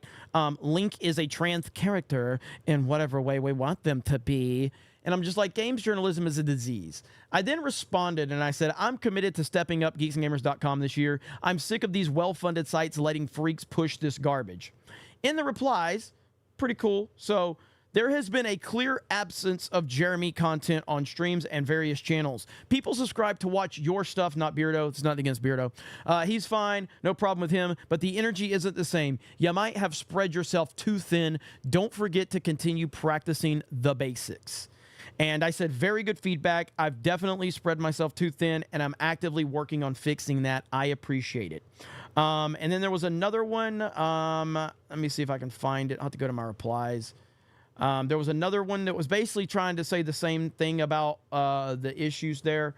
Right here. Yep. I thought Geeks and Gamers needed some TLC growth for the last year. It seemed like you've been distracted, just my opinion, from an outside viewer. And I said, yep, it's been a damn good year, though. Now we'll start tightening the areas up that we've missed out on. And I do think that that's really good feedback for the people to tell me that they are noticing, because, I mean, at the end of the day, there's no doubt about it. I have 100% spread myself way too thin. I'm on so many shows. I've got so many live streams. The budget for G&G HQ has made me have to double and triple down on just building revenue sources for us, because it's very expensive to run everything, which, again, that's what I asked for.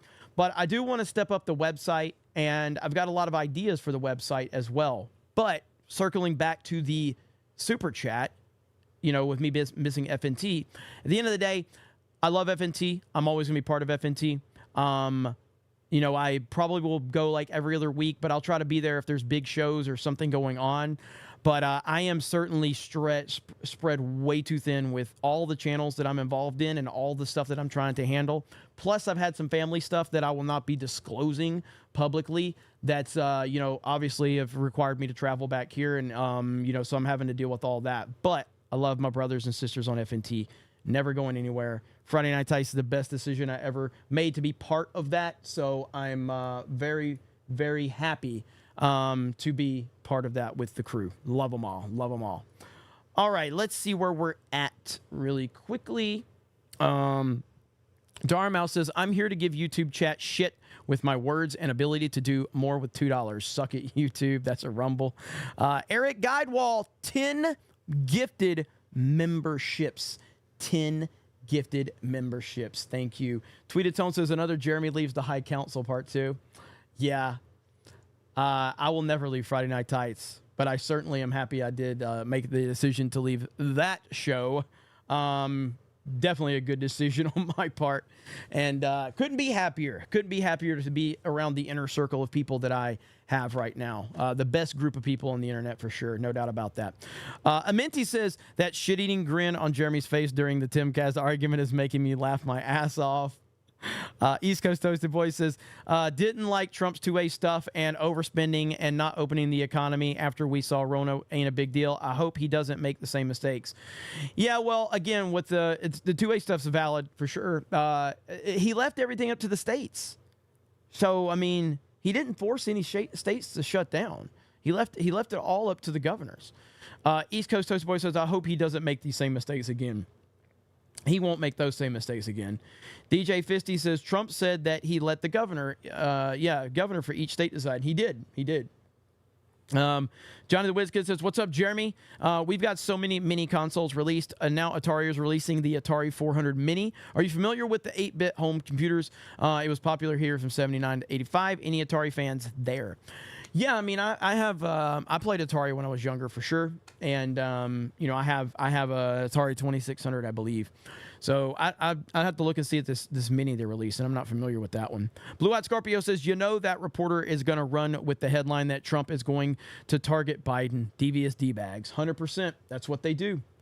Greg Kirby, Jeremy, Melania said Tucker is VP. Let's talk about that real quick. Let's talk about who will Trump's VP be. Now, I have been on the, Tucker Carlson bandwagon since basically it was floated out there. And I do think that that's the top. I think that's it. So we're going to watch this video from Benny Johnson. And so this was uploaded yesterday. So we're going to watch this video from Benny Johnson. I haven't watched it yet. All right. So let's check it out and see what Benny's got to say. And then, chat, I want to hear your thoughts on this as well.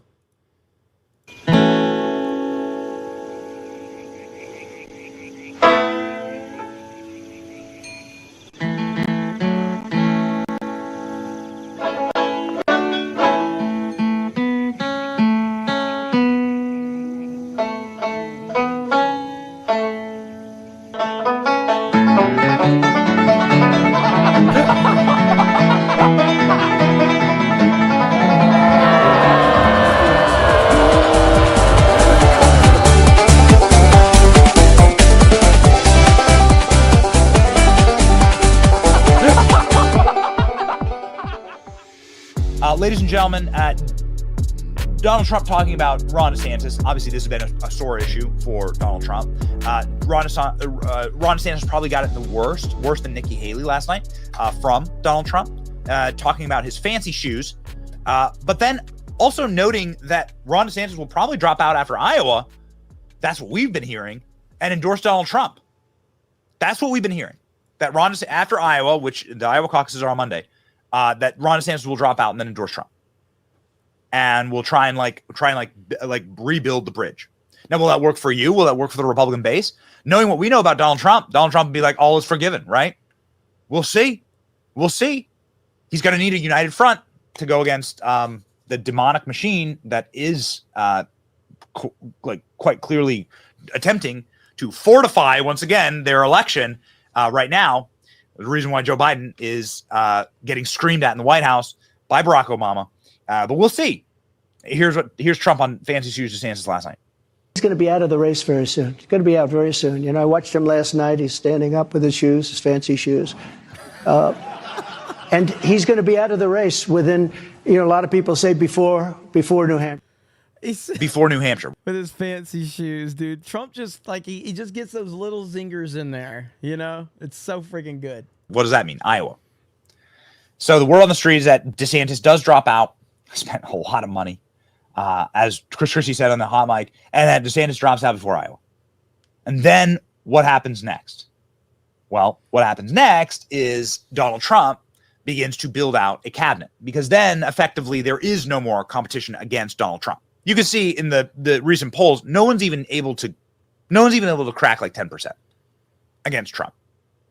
So once you lose the people that can even crack into the double digits, which Nikki Haley's been in double digits, depending on the poll, Ron DeSantis has been in double digits, depending on the poll. Once you get rid of those, the race is effectively done. You know that I like Vivek, like we've had a fun working relationship with Vivek, right? But the race is done. Okay. So here it is. And you can see here, Donald Trump, obviously very steadily and in a very healthy manner gaining. This is total national polls. And you can see Haley and DeSantis muddling around the 10% mark. Nobody. This is all just, and again, this is my problem with this is a waste of time. This is a waste of time for all of these nonsensical idiots to run against Trump. They're not gaining ground. They were, first of all, when it started, they didn't have a chance. And then once it started, the gap has gotten even greater. They've only lost ground. They're just wasting time. They're wasting money. They're wasting resources. They're wasting the voters' time. They're wasting everything. Insane. He is able to crack 10% against Trump. Trump at 60%, right? And so the only hope is DeSantis either in Iowa. DeSantis has done a bunch of work in Iowa. But if he doesn't win in Iowa, he's got the endorsement of the governor and everything. Doesn't win in Iowa, it's finished, right? Nikki Haley in New Hampshire, that's the next great hope. Nikki Haley doesn't do well in New Hampshire, as Chris Christie's on the hot mic saying, right, in New Hampshire. Boom. Then it's done. Then it becomes about it becomes Trump's party. It already is, but it becomes like the Trump administration marching forward. And this is the biggest news out of last night. The biggest news out of last night, Ron DeSantis has been asked if he would take the VP spot, and Ron DeSantis said flatly no. For Ron DeSantis administration, as a Florida resident, hey Ron, you got a state to run down here. Would love to have you back. You know what I mean? Like, this is where my kids are being raised. Would very much like to have your attention. You are a very good governor. Would like to have your attention back down here. Thank you. Yeah, Ron, we'd like to have you back in Florida. You know, the state that you ran to govern for the next 4 years. Remember that place, Ron? Remember? You?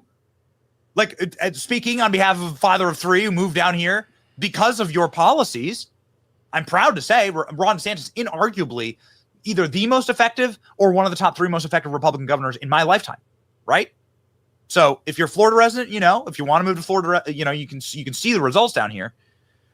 Like, please come back and focus on the state. That's very important. Ron DeSantis won't be VP. Nikki Haley, will she be VP? Well, let me tell you what. Donald Trump made huge news last night. I think probably the most newsworthy moment of the night when Donald Trump said, the VP selection has already been made. It's done. It's finished. Huh? Whoa. I mean, again, normally this is something that happens like in the summer. Like the VP, like who will become vice president? Like that's something that heats up after like you've locked up and clinched the process. But I bet you could see a VP announcement like in February for Donald Trump then. Like once everyone drops out. So who's it going to be? Check out this clip and I'll tell you what we know, what we found out in a series of late night phone calls last night. Watch. Who would be in the running for vice president?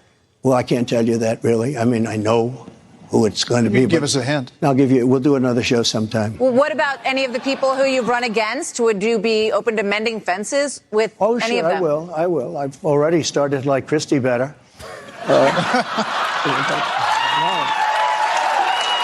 Christie for vice president? I don't see it. That would be an upset. Christie for vice president. Ladies and gentlemen, I'd like to announce. I do want to get to this other question before.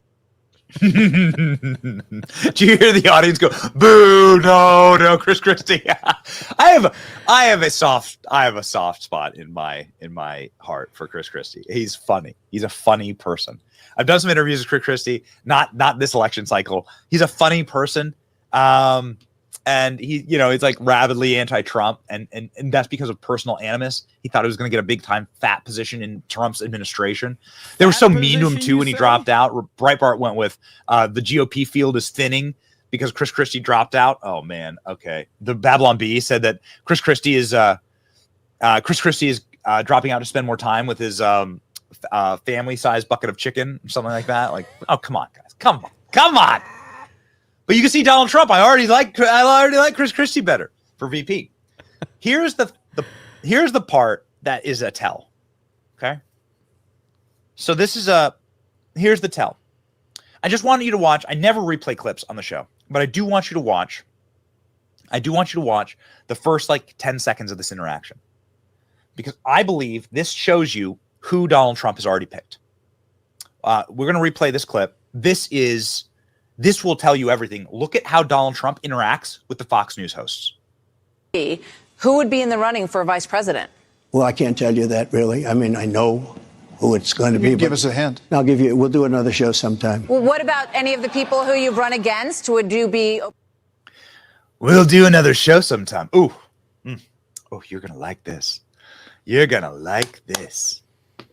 Donald Trump says to Fox News. What does that tell you? We'll do a show sometime about it. What does that tell you? Well, who just had a show on Fox News canceled?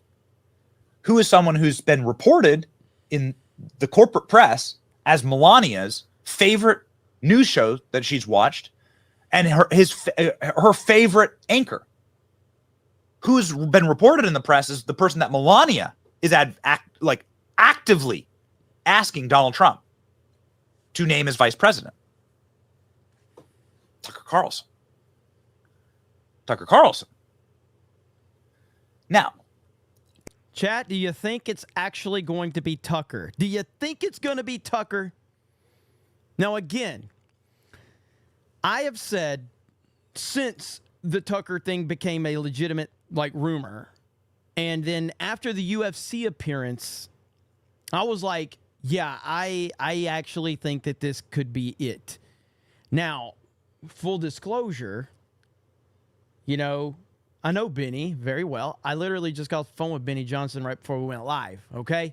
So, and to be clear, I didn't talk to Benny about this particular topic. I did not speak with Benny about this particular topic. So, but it's just full disclosure. But I do know Benny was with Tucker a few days ago. He posted a picture of him, So, is that the best pick? Well, hot damn. Last night, people thought it really was the best pick. And as we've gone through and made a number of phone calls late into the evening, I was up till 2 o'clock in the morning, just chit-chatting with some people. It's become quite clear to me that that's where the energy is. It's come quite clear to me that it's just a feeling. I would be lying to you if I told you that somebody told me, yes, it is Tucker Carlson. That's the pick. But I'd also be lying to you if I told you that is not absolutely in contention. And quite literally the thing that is being worked on behind the scenes the most. That's what I found out last night. Very, very interesting stuff. Now, Donald Trump's been dropping these breadcrumbs for a long time. Donald Trump was asked directly, are you going to pick Tucker Carlson? Check it out. Would you consider Tucker Carlson on your VP list? I want to give you a hypothetical here. You're a big sports fan. Nick Saban's going to retire at some point. And if you talk to the athletic director at Alabama, he would say he has a list. Damn, that hurts. The Clay Travis, the timing on that one kind of hurts. Thanks for just continuing to rub that one in, Clay. So would Tucker Carlson be on your list of potential VPs? And how many names might be on that list as you sit and look and survey the political field? Well, first of all, I did my first, you could call it counter-programming, but I won't call it that. But Tucker wanted to do an interview during the first debate. And I think because this is what your business is, we broke every record. Monster audience. In history. Yeah. I think it just hit over 300 million people. Talk about it. Would you consider Tucker, though, that they based on those I numbers? like Tucker a lot. I guess I would. I think I'd say I would because he's got great common sense. When they say that you guys are conservative or I'm conservative, it's not that we're conservative. We have common sense. So you have two guys, Tucker and Trump, that are in the public eye all the time, that are going around saying the same thing about each other. Tucker Carlson asked if he would be Donald Trump's VP. Check this out. Where am I on Trump now? Well, I love Trump. personally, I think we're going to see Trump's emergence as the most significant thing to happen in American politics in 100 years, because he reoriented the Republican Party against the wishes of Republican leaders. But when I think about Trump right now, so it's July of 2023, I'm struck by his foreign policy views. Trump is the only person with stature in the Republican Party, really, who's saying, wait a second, why are we supporting an endless war in Ukraine? And that, leaving aside whether Trump's going to get the nomination or get elected president or would be a good president, I can't even assess that. All I can say at this point is I'm so grateful that he has that position. He's right. And everyone in Washington's wrong. Everyone. And Trump is right on that question. Come on, what a thing to say. Donald Trump is right and everyone in Washington is wrong. Well, doesn't that sound like someone who's interested in being vice president? I can tell you this, that during interviews with Tucker that we've done live, and during a wonderful dinner that we had with Tucker over the break, myself, my family, actually just my son, that we were able to have a very long dinner with Tucker, and it's really neat to talk shop about a bunch of stuff. Like, his views hasn't changed on that, right? Like, not to betray any private conversation, but like what he says, he's an authentic man. What he says in public is what he says in private, is who he is in public is who he is in private. It was like sitting through like a 3-hour-long private dinner, Tucker Carlson Tonight Show. It's like amazing. It's the same. It's so refreshing when the people are the same, where they're the same people, right? In front of the scenes and behind the scenes. It's awesome. It's awesome. So what I'm telling you, and I would tell you, if somebody has definitively told me it's Tucker, what I'm telling you is I'm getting a feeling. We're noticers. We're big time noticers on this program. Like, that's our superpower. We're alive. We pay attention. So here's Tucker Carlson being asked about. So right now we put a poll in the chat and it's 56% are saying yes, but it's very close. It's very close. And I do understand where, again, Benny is guessing, okay? But it will be like, do I think that Tucker Carlson is 100% confirmed? No. Do I think there's a strong possibility that Tucker could be the VP? Yes. Do I want Tucker? Is he my top choice for VP? Yes. Why? Is it because I'm a lifelong Tucker Carlson fan? No, I'm not. I'm not a lifelong Tucker Carlson fan. I didn't really watch Tucker when he was on Fox that much, mainly because I don't watch cable news anymore. I used to watch cable news a lot until it became trash. But I would say the reason that I'm interested in the Tucker Carlson being VP is because when he was asked about it, he point blank said he doesn't want it, which is the exact reason why he needs it, because he doesn't want it. He doesn't want to be in the political world. He's an outsider. Two outside people from politics running the country, exactly what this we directly by Roseanne. Check out the answer. What do you think? I certainly support Trump, I'll tell you that. And I can tell you, I've always agreed with Trump's policies, always. And I lost friends over it. And I've never really actively supported anybody because it's not my job to actively support people. I watch, I like to watch. But I'm a voyeur. Yeah. But I became an active Trump supporter when they raided Mar-a-Lago last summer, the summer of 2022. That can't stand. No, that can't. And that was something. Agree with Trump on a lot. But even if I disagreed with Trump on a lot, I'd still be a Trump supporter because you cannot allow that. You cannot allow the regime, the president of the United States, to use the Justice Department to knock the front runner out of the race. You can't do that. No, you can't do that. So it's bigger than Trump. It's bigger than Biden. It's a question of, do you want to live in a free country with a functioning justice system? That's exactly and right. So I'm voting for Trump. And if they convict him, I will send him the max donations and I will lead protests. That's how I feel. That's how I feel. Because, and by the way, if I thought that he had committed some real crime, I wouldn't feel that way, but he didn't. He and Biden are both found with classified documents at home, along with every other former high-level federal official in history. But only Trump is indicted? Like, tell me how that works. Oh, shut up. Everyone in okay, so let's stack the evidence here.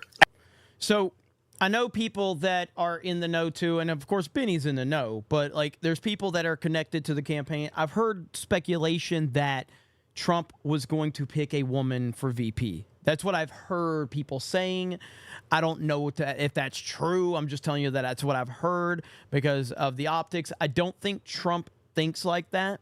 I don't think that that is his focus at all. And what I would hope is what has been my common theme of Trump's first administration, or his first 4 years versus what will presumably be his second 4 years. Did he learn from the mistakes of the first time? Pence was a mistake. Pence was a mistake. All right? So, did he learn?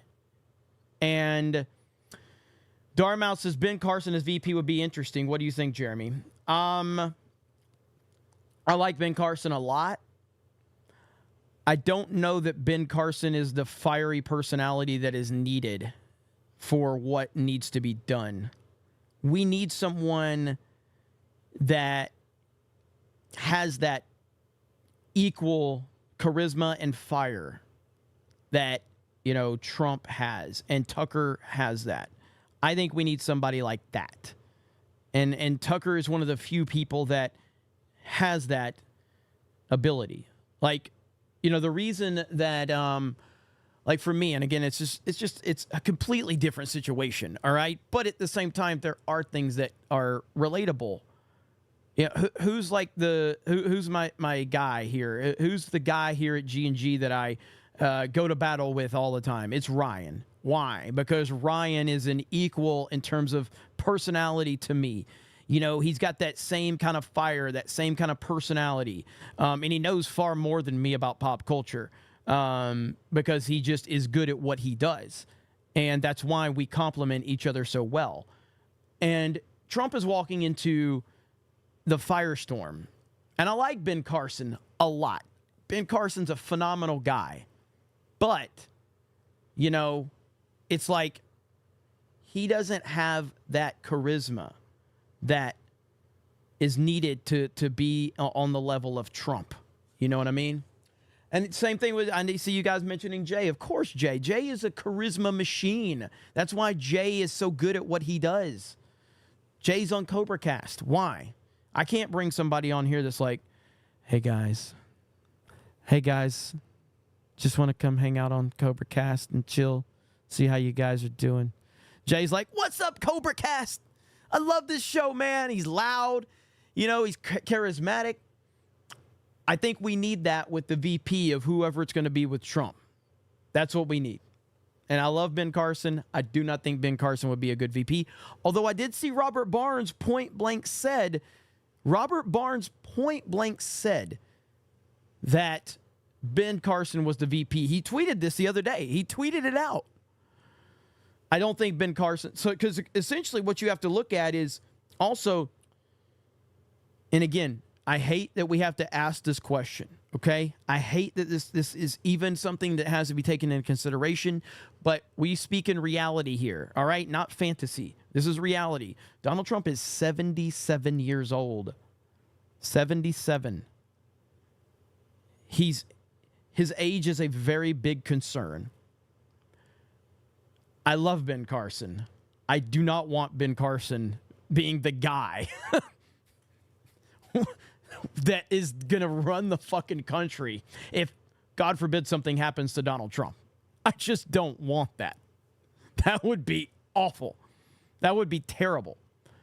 So anyway, that's Tucker Carlson. That's, if I'm saying will he be, if you're asking me right now of everybody that's on the table, I think Tucker Carlson is the odds-on favorite to be VP. Everyone in D.C. is wrong, and Donald Trump is right. Everyone in D.C. is wrong, and Donald Trump is right, Tucker says. And then Tucker goes on to say, I'll lead protests for Donald Trump. Well, I mean, is this your ticket? Look at it. Let's make this big. Come on. I mean, like, are you ready for this, America? Let me know in the comment section. Yes. Like, fire off in the comment section. Yes, we are. Trump, Tucker, that's got to be the bumper sticker. Trump, Tucker. 2024. Are you prepared for this? I would tell you if I had definitive knowledge. I would tell you if the people that I'm speaking with say anything other than the audio that I can play for you here that they've said in public and on podcasts. I know this about Tucker. He doesn't desire or demand. He doesn't desire power. I can confirm that Benny does not know. Like point blank. He's speculating. He's telling you he's speculating. He does not know. He's lived in Washington, D.C. for a long time. Could have absolutely like done a campaign for himself like years ago. Could have like created a situation where he could run for office, and he's famous enough and he's powerful enough to have done that. He didn't. And so it wouldn't be about that. But honestly, quite frankly, like sometimes, like oftentimes, and almost always, the best leaders are the reluctant leaders. Yes. They can see things clearly. They can connect with people in a way that those who are just craven for power and desirous of power, jealous for power. How would I like Tucker as president? Well, I mean, obviously, that's how I'm looking at it. That's how I always look at it. So, like, whenever I do my my best of lists or something like that, like greatest quarterback of all time or greatest, whatever of all time, I always say, like, whatever is in the number 2 spot, if the number 1 wasn't there, could you justify whoever's number 2 being considered the greatest? So, for instance, if I'm doing greatest quarterbacks of all time, I'm putting Tom Brady, and then I'm going Joe Montana. So if Tom Brady's not there, would I feel justified that Joe Montana? Of course I would. Of course. So with Tucker, of course, like who else, if for some reason Donald Trump, something happens to him, who else would I rather be in the VP position than Tucker fucking Carlson?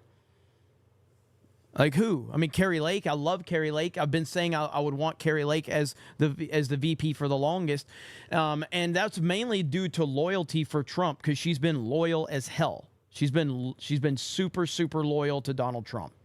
But I don't think that the momentum is there for Carrie Lake to be VP. I think that ship has sailed.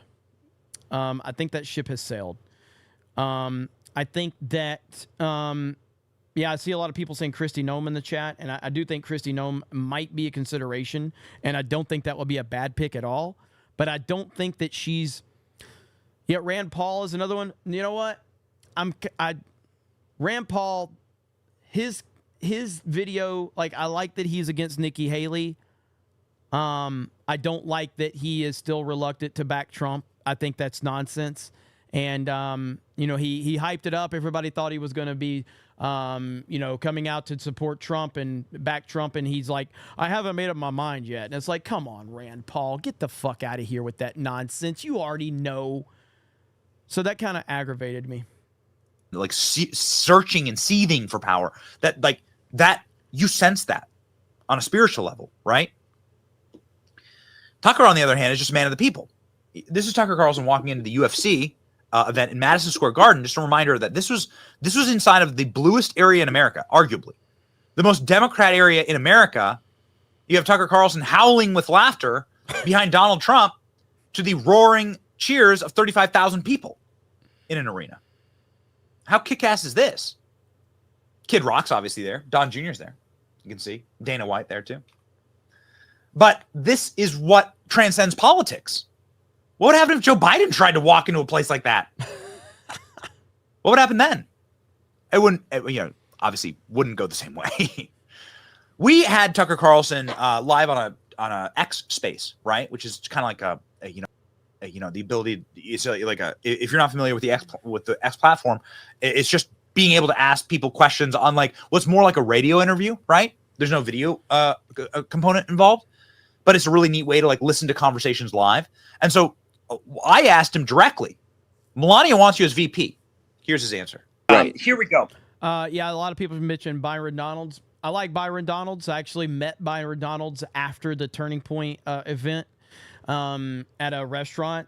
And I could tell you, like, he didn't know who I was, like, outside of when I was introduced to him by Suresh for 221B, who just walked up to Byron Donalds, just started talking to him. Suresh has that ability to just walk up to people and command the room.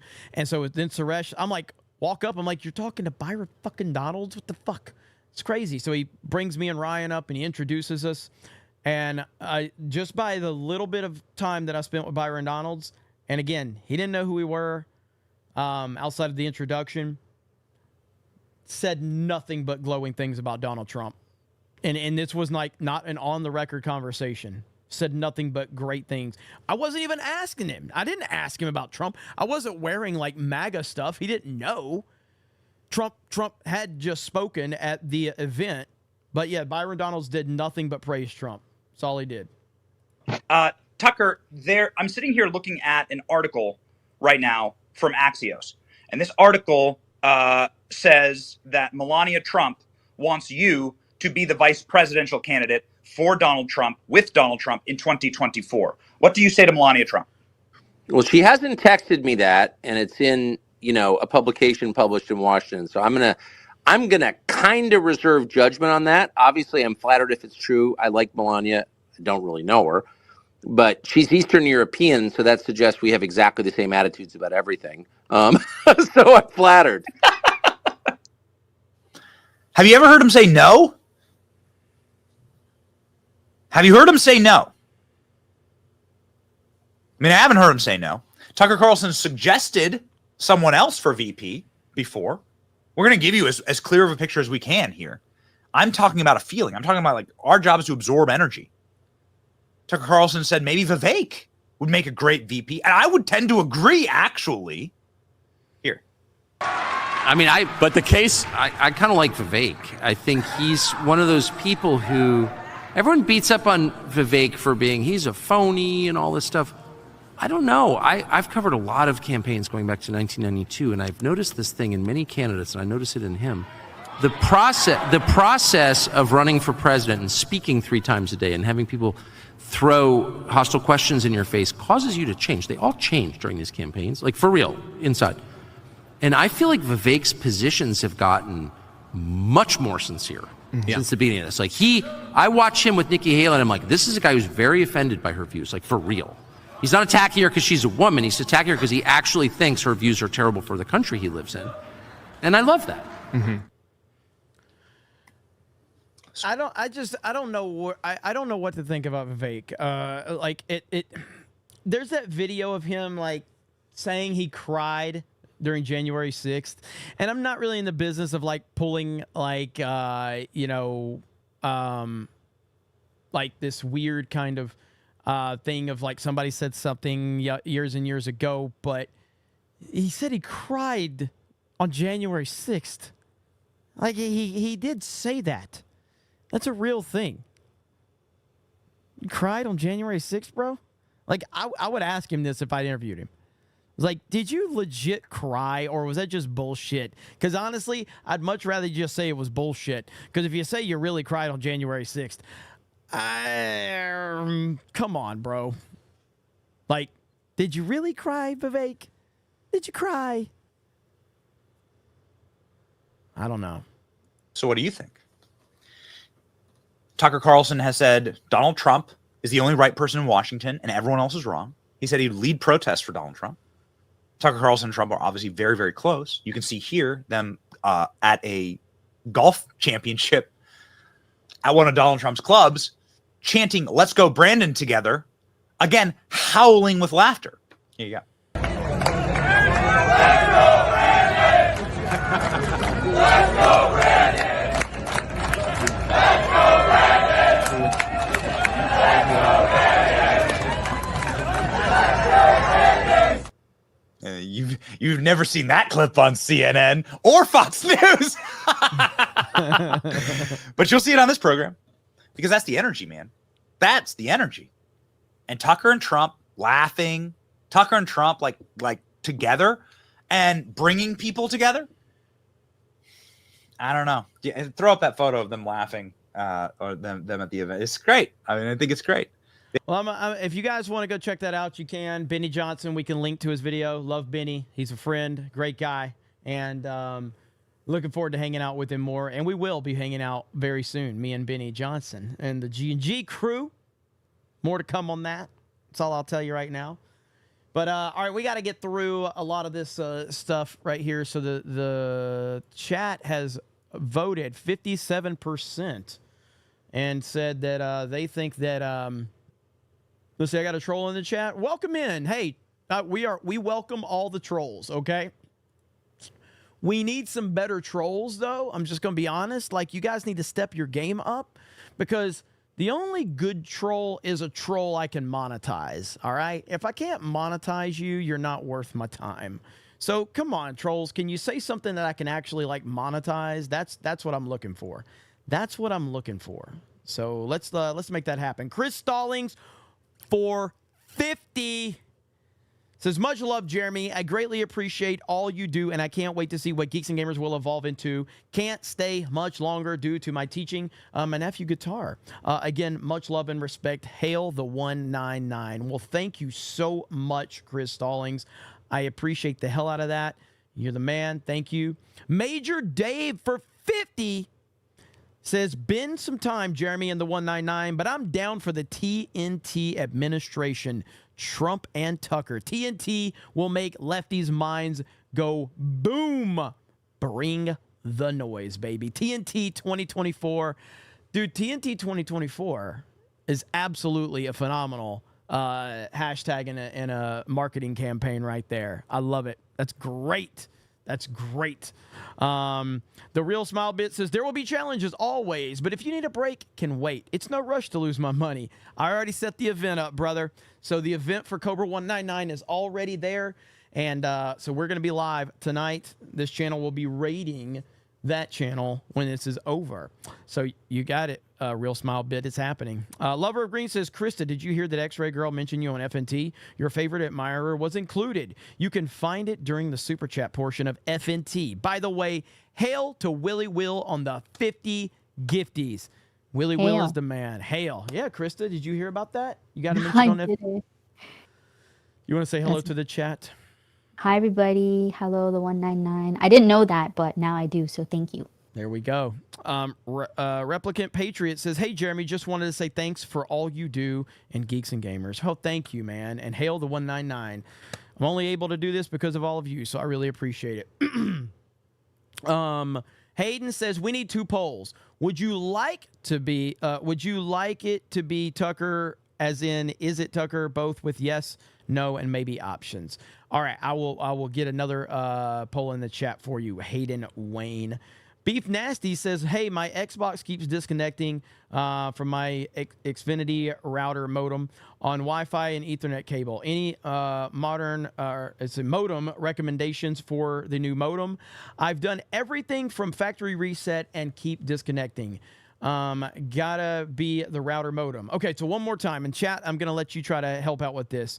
My Xbox keeps disconnecting from my Xfinity router modem.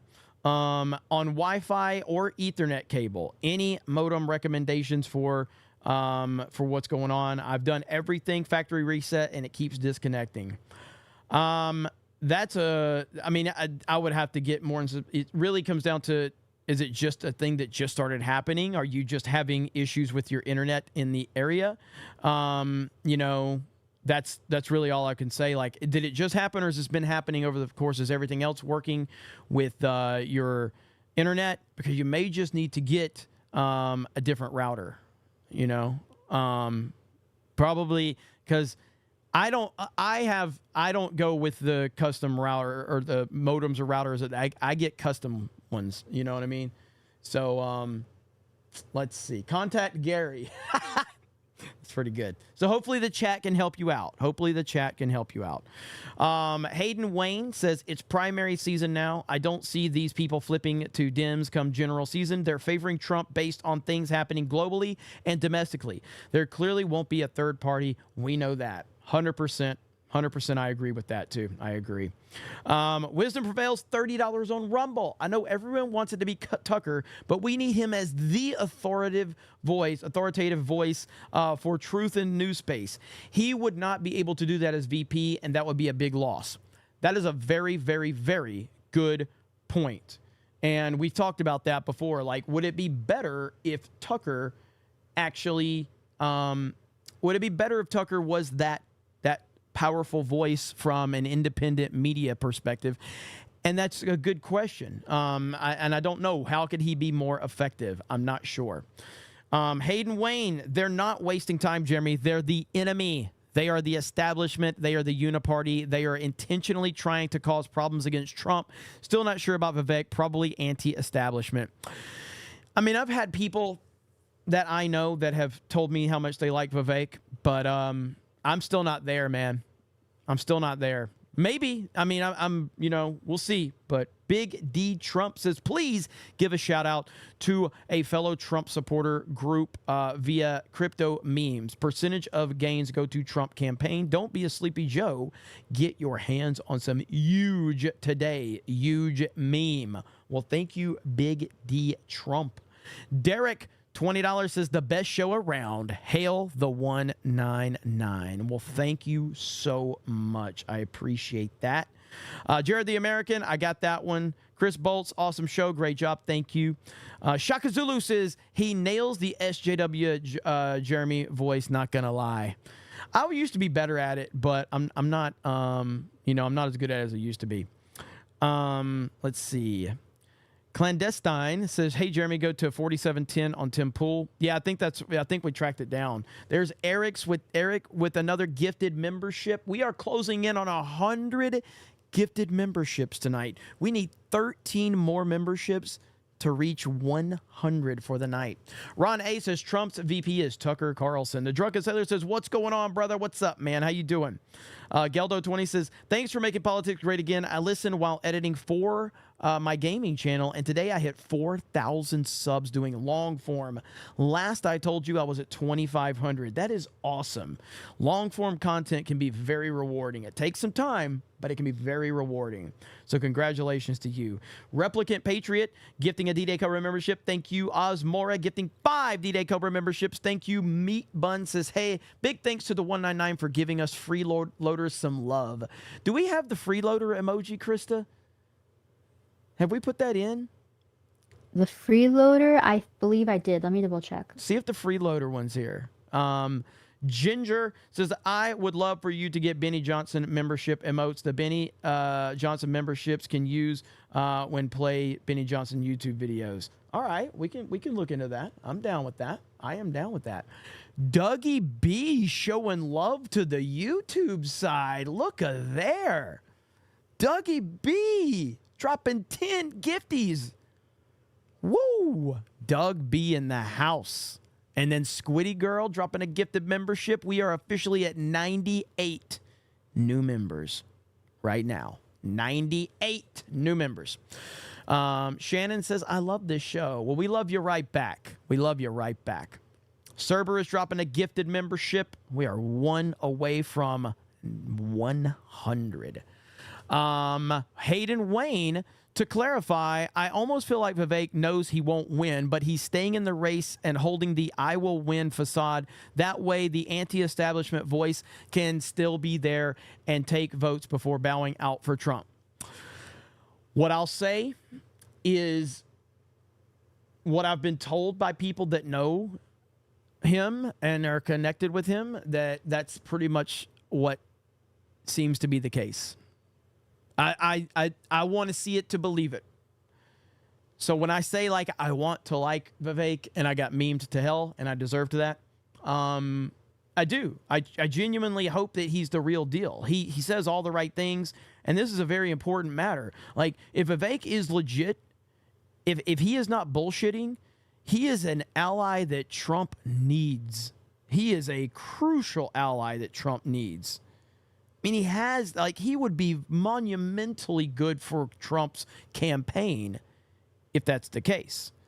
Dom H drops 5 gifted memberships. Lance Finn drops a Geeks and D-Day Cobra membership. Isaiah Byer drops 1, and we are over 100 new members. Let's freaking go. Dougie B says, sorry, Rumble, I couldn't get it to work. Look at Be More Better over on Rumble says, Doug B was the chosen one. Oh, man. Just JK says, I don't know what to think about Vivek. Yeah, I mean, that's where I'm at with it too, man. It's tough. It's tough to figure that one out. Osmora says, hey, Jeremy, hail the 199. Thank you, Osmora. Isaiah says, hail the 199, Trump 2024. Crazy Clown Town says, nothing to say other than Trump 2024. Hell yeah. Eric K says, Jeremy cannot get it up. Any doctors in here? East Coast Toasted Boy says, new meme, Trump is a lucid. Thanks to Rob Johnson in the chat. Looks like Rob Johnson is the lucid here. Lucid. Rob is a sore lucid. Sucks to suck. Is Rob Johnson still crying in the chat? That dude, man. That dude needs some help. He needs some help. Let's see. Lord Botha says, when Trump wins re-election, I think a lot of analysts will come back to this town hall as what brought a lot of independence to him and put him over. Maybe. Maybe. Dara Mouse says, hey, YouTube chat, your mom is so old Jay can trip her by blowing on her. Objectively a cat. You can hear the Navy missile strikes. You hear of the Navy missile strikes in Yemen. The target, the Houthi terrorists, owe their existence to the Obama administration. I did hear about it. I did. I haven't researched it much, though. Darmouse says, hey, YouTube chat, your mom is so fat when Jesus came back, he said, not this time. Boom. East Coast Toasted Voice says, Rob Johnson is a store. Lucid. Chat, you know what to do. Now is the time. New meme drop here. Added to the arsenal. We are takeover. Eric K. Jeremy spread himself, but that was on the cruise. Devin says, if Dan Vass goes, he'll be stolen by land whales. Darmouse says, it's pronounced Daramouth. My bad. Gay man. Daramouth. I'm sorry. Also, despite the bumps and tumbles, let's go Rumble.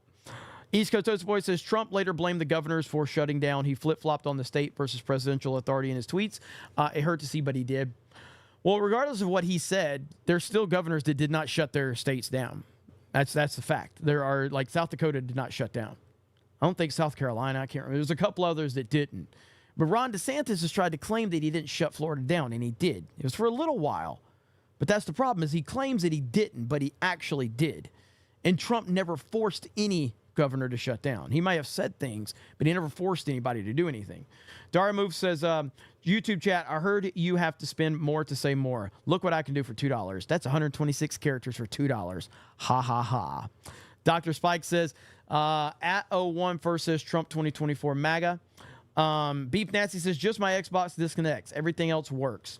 Is it what Xbox is it? You know, is it an Xbox One X? Is it a Series X? Is it, because there's a lot of different iterations, so it could be an issue with the Xbox. Derek gifted 5 D-Day Cobra memberships. Lover of Green, 5 gifted memberships. Replicate Patriot, Trump and Tucker's official song is TNT by AC/DC.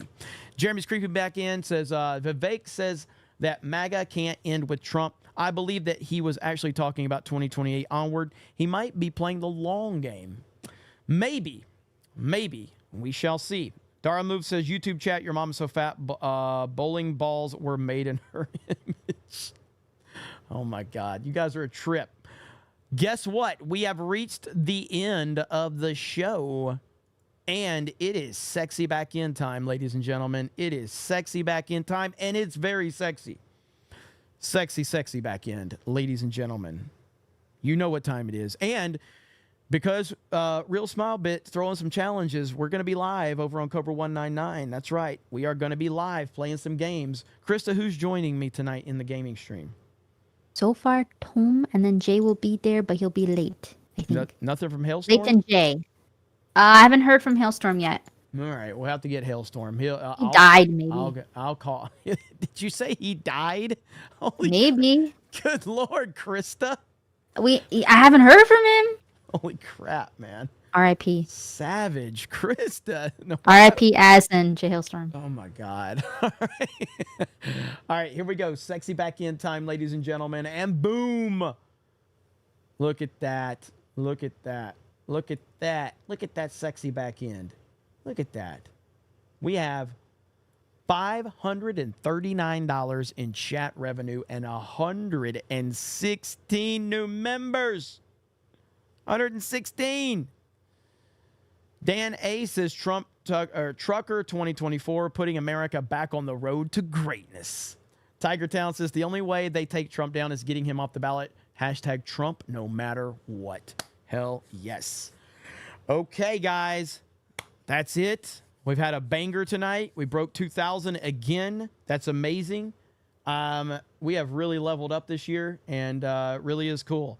So we're going to end with Sabaton. Again, I know I'm getting copyright claimed, but we're ending with Sabaton. And then as soon as the stream ends, it will raid the Cobra 199 chat where we're going to... If you guys have been missing... I know some people don't like Fortnite, but I'm just telling you, the challenges that they're throwing out there have fundamentally changed how we play the game. It's absolutely insane. So it really is crazy. So I'm looking forward to it. I can't wait. It's good stuff. Good stuff all the way around. So thank you guys so much. I appreciate it. I hope you have a great evening, Trump 2024. Thank you for making this show so awesome. Thank you for supporting us here. It means the world to me. Cellular Dream with the 99 cent. Thank you. Darla Move says, last one, YouTube chat. Your mom is so fat, even Super Chats couldn't save her. Let's go Rumble. Jeremy's we got 4 more. Okay. Yeah. Jeremy's creamy back in says, got filled up nicely. Replicant Patriot gifting another membership. And is that it, Krista? Look on the sheet. There's 2 more. Oh, let me see here. I got that one. I got those 2. Yeah, I got them. Oh, okay, okay. You're done. All right, guys. Have a great night. Again, Sabaton will close us out, and then you will be rated over to my Cobra 199 stream, and I hope you will join me over there for some fun challenges from the chat. Love you all. Have a great night, and we will talk to you later. Bye, everyone.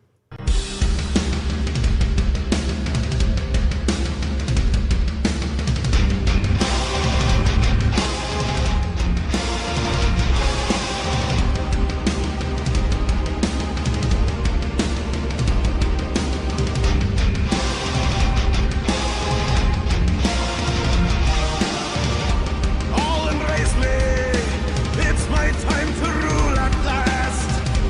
15 years have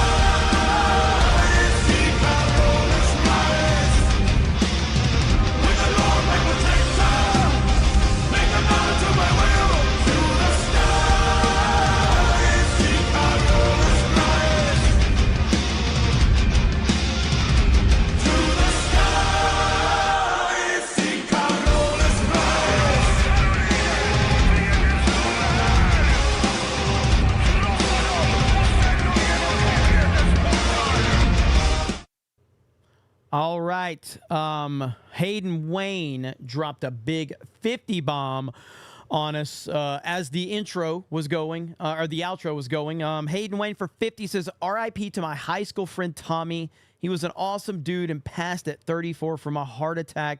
We'll be honoring him on Tuesday. I am so sorry to hear that, Hayden. You know, obviously, like, I mean, you know, like my entire life, I've even, you know, me, I'm, you know, in my 40s now, but I've always been scared to death of heart attack. It's just, it's such a sudden thing that out of nowhere, and it scares the living hell out of me. It always has. And so I'm really sorry to hear that, man. So rest in peace to your friend. And, you know, if you need anything, Hayden, we got your back, brother. Sorry to hear that, man. Sorry to hear that indeed. Thanks for keeping us updated, Hayden. And hope everybody has a good night. Appreciate you. Love you, Snake Pit. And again, as this ends, you're going to get an opportunity to raid the Cobra 199 channel. I'll be live over there in like 20 minutes, I think. So look at the chat, showing some love to our boy Hayden. Good man. Cellular Dream dropping a creamy back end super sticker. But thank you so much, man. And Trump 2024. Have a good night, everybody. Talk to you later.